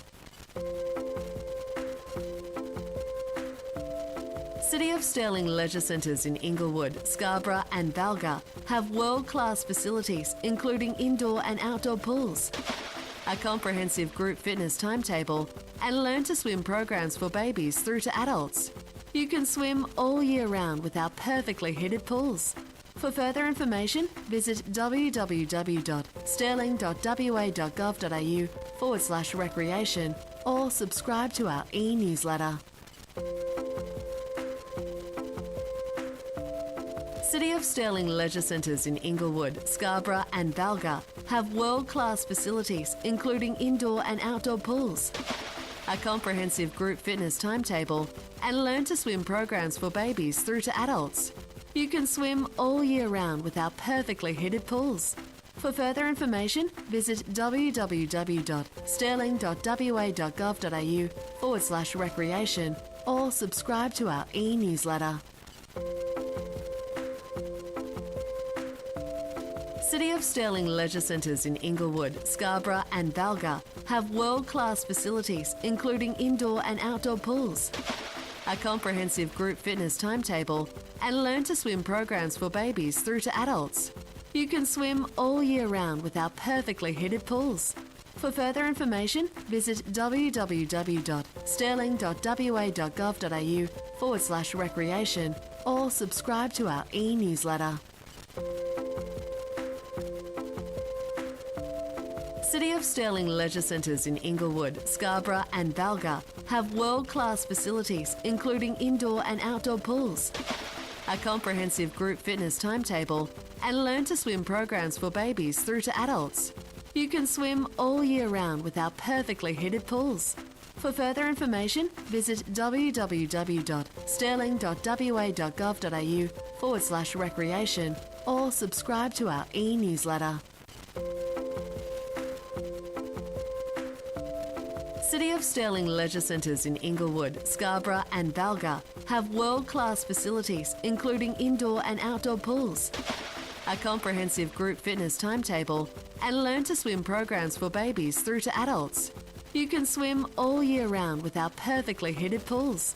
For further information, visit www.stirling.wa.gov.au/recreation or subscribe to our e-newsletter.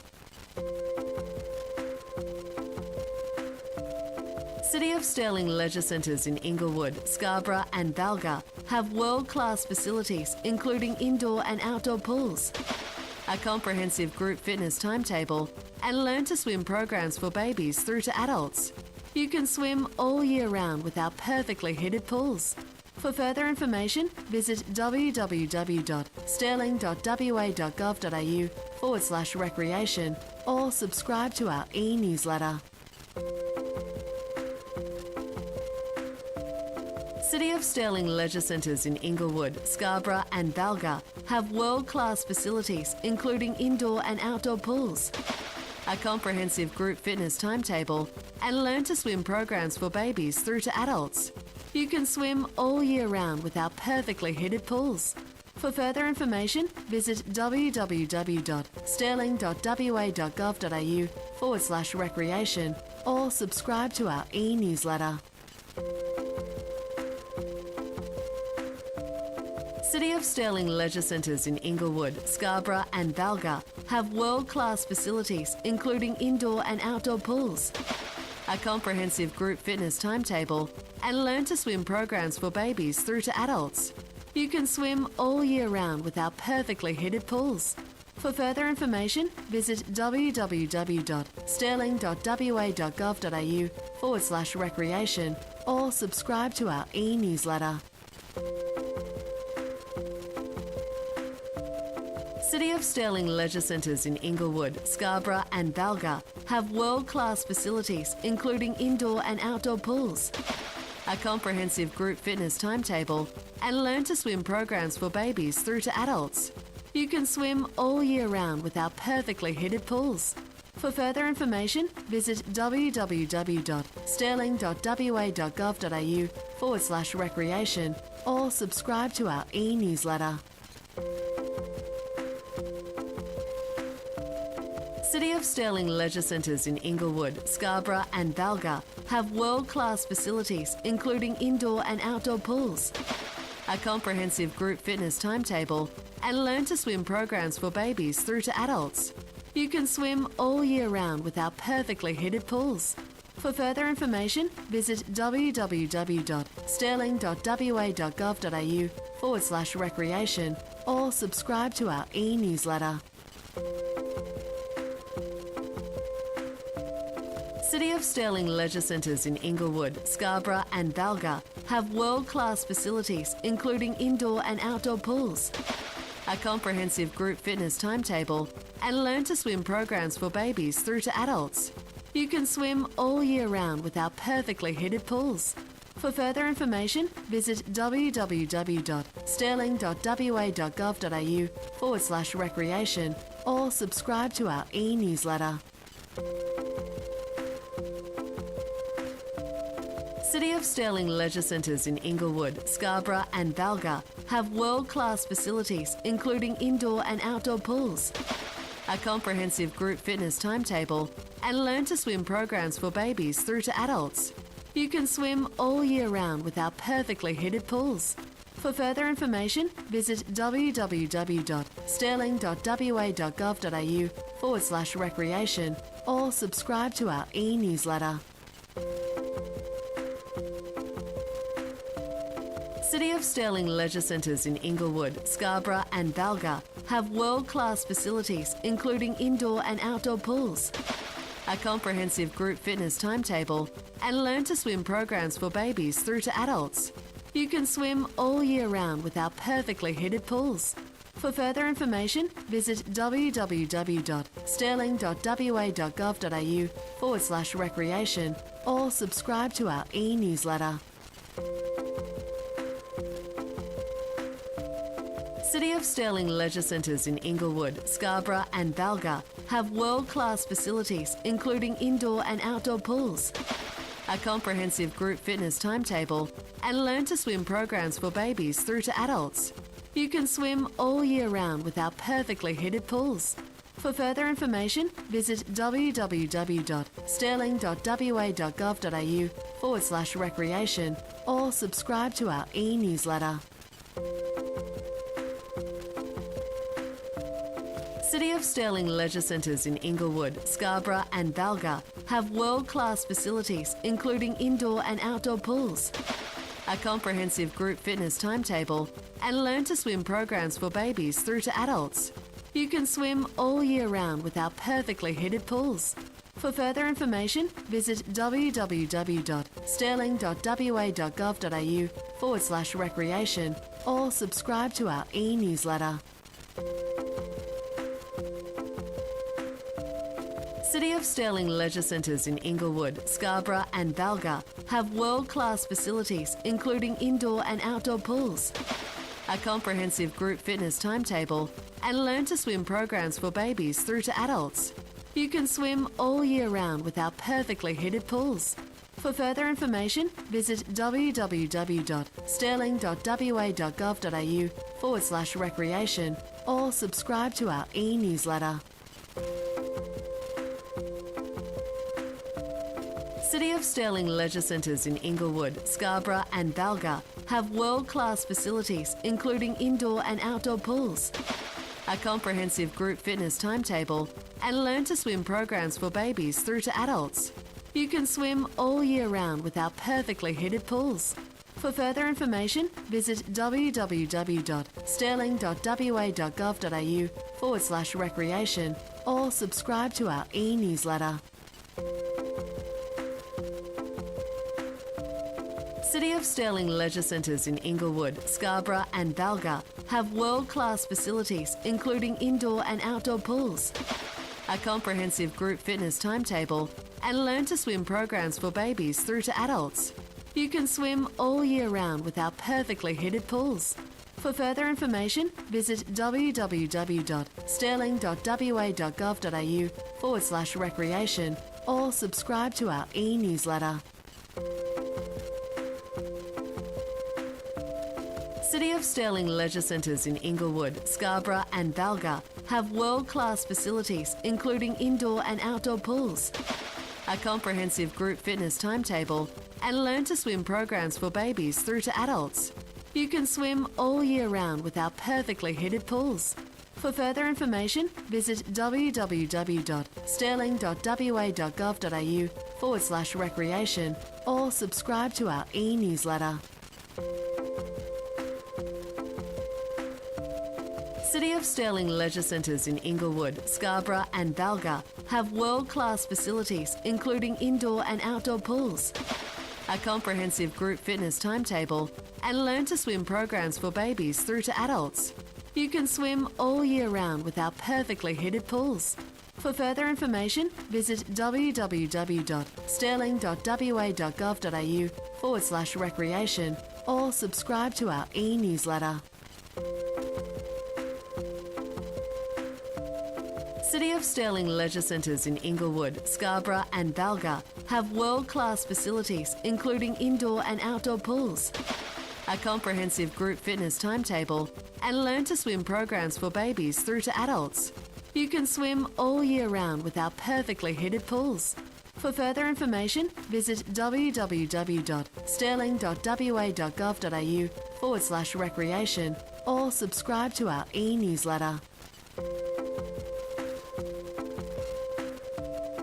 City of Stirling leisure centres in Inglewood, Scarborough and Valga have world-class facilities including indoor and outdoor pools, a comprehensive group fitness timetable and learn to swim programs for babies through to adults. You can swim all year round with our perfectly heated pools. For further information, visit www.stirling.wa.gov.au/recreation or subscribe to our e-newsletter.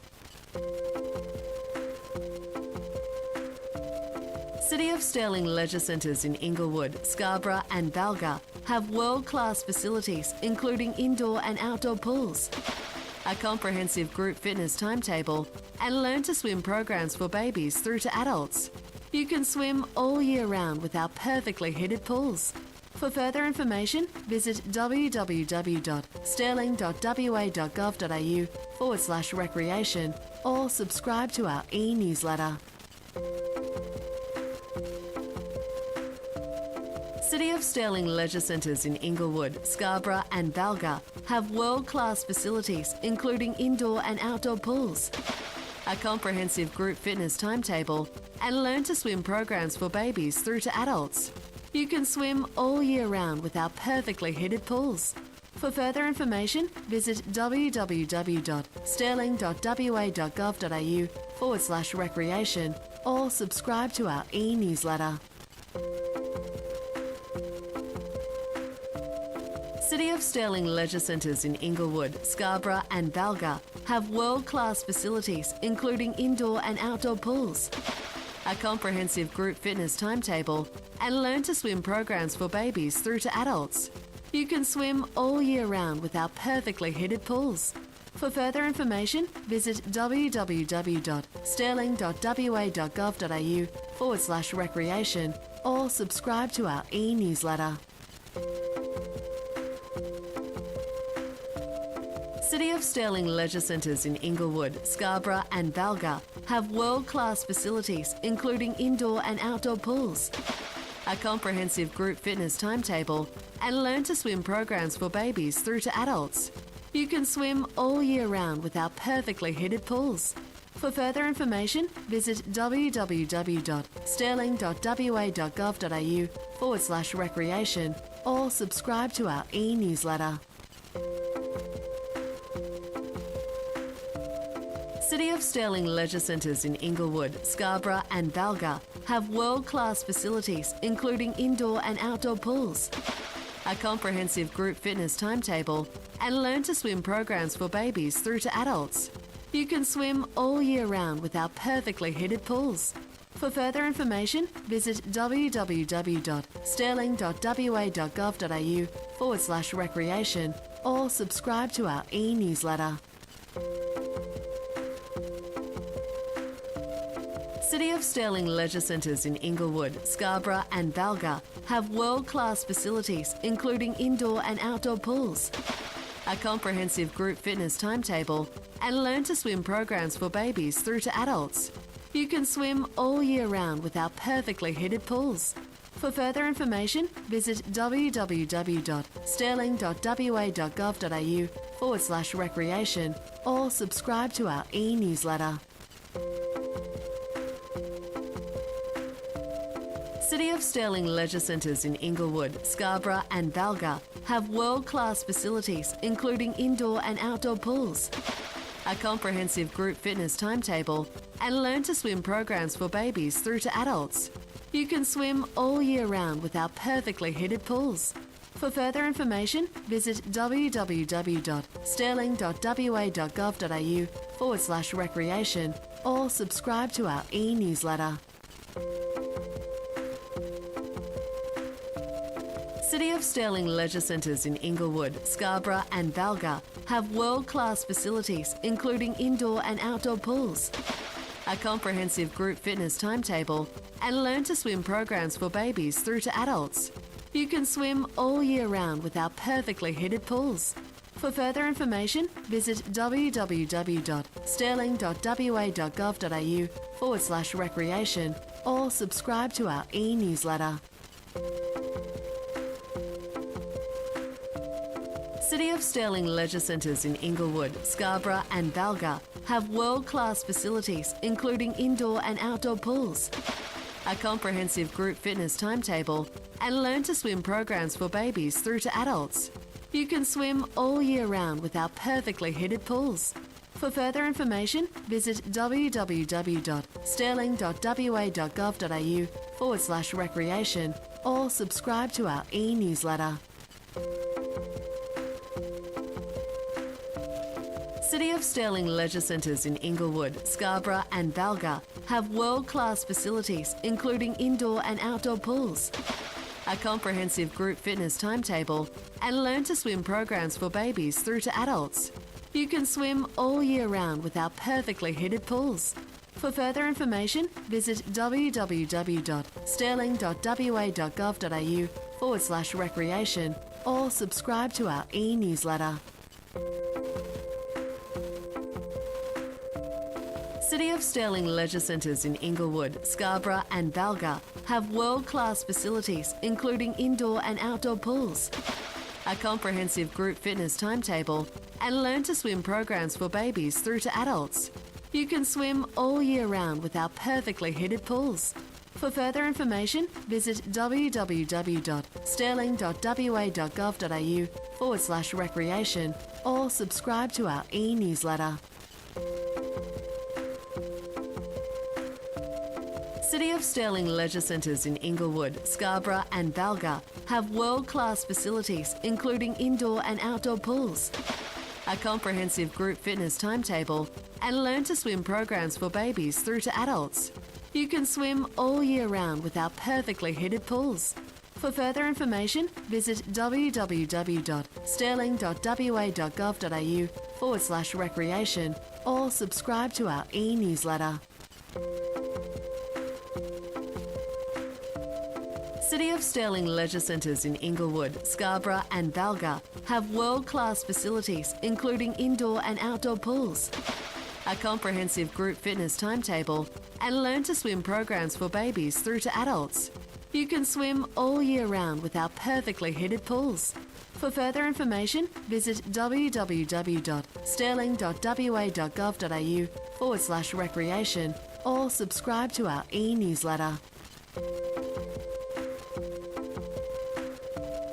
City of Stirling leisure centres in Inglewood, Scarborough and Valga have world-class facilities, including indoor and outdoor pools, a comprehensive group fitness timetable, and learn to swim programs for babies through to adults. You can swim all year round with our perfectly heated pools. For further information, visit www.stirling.wa.gov.au/recreation or subscribe to our e-newsletter. City of Stirling leisure centres in Inglewood, Scarborough and Valga have world-class facilities, including indoor and outdoor pools, a comprehensive group fitness timetable, and learn to swim programs for babies through to adults. You can swim all year round with our perfectly heated pools. For further information, visit www.stirling.wa.gov.au/recreation or subscribe to our e-newsletter. City of Stirling leisure centres in Inglewood, Scarborough and Valga have world-class facilities, including indoor and outdoor pools, a comprehensive group fitness timetable, and learn to swim programs for babies through to adults. You can swim all year round with our perfectly heated pools. For further information, visit www.stirling.wa.gov.au/recreation or subscribe to our e-newsletter. City of Stirling leisure centres in Inglewood, Scarborough and Valga have world-class facilities, including indoor and outdoor pools, a comprehensive group fitness timetable, and learn to swim programs for babies through to adults. You can swim all year round with our perfectly heated pools. For further information, visit www.stirling.wa.gov.au/recreation or subscribe to our e-newsletter. City of Stirling leisure centres in Inglewood, Scarborough and Valga have world-class facilities, including... Just show of hands, please, councillors. That is unanimous, thank you. We will open up the doors. That does bring us to the closure of the meeting.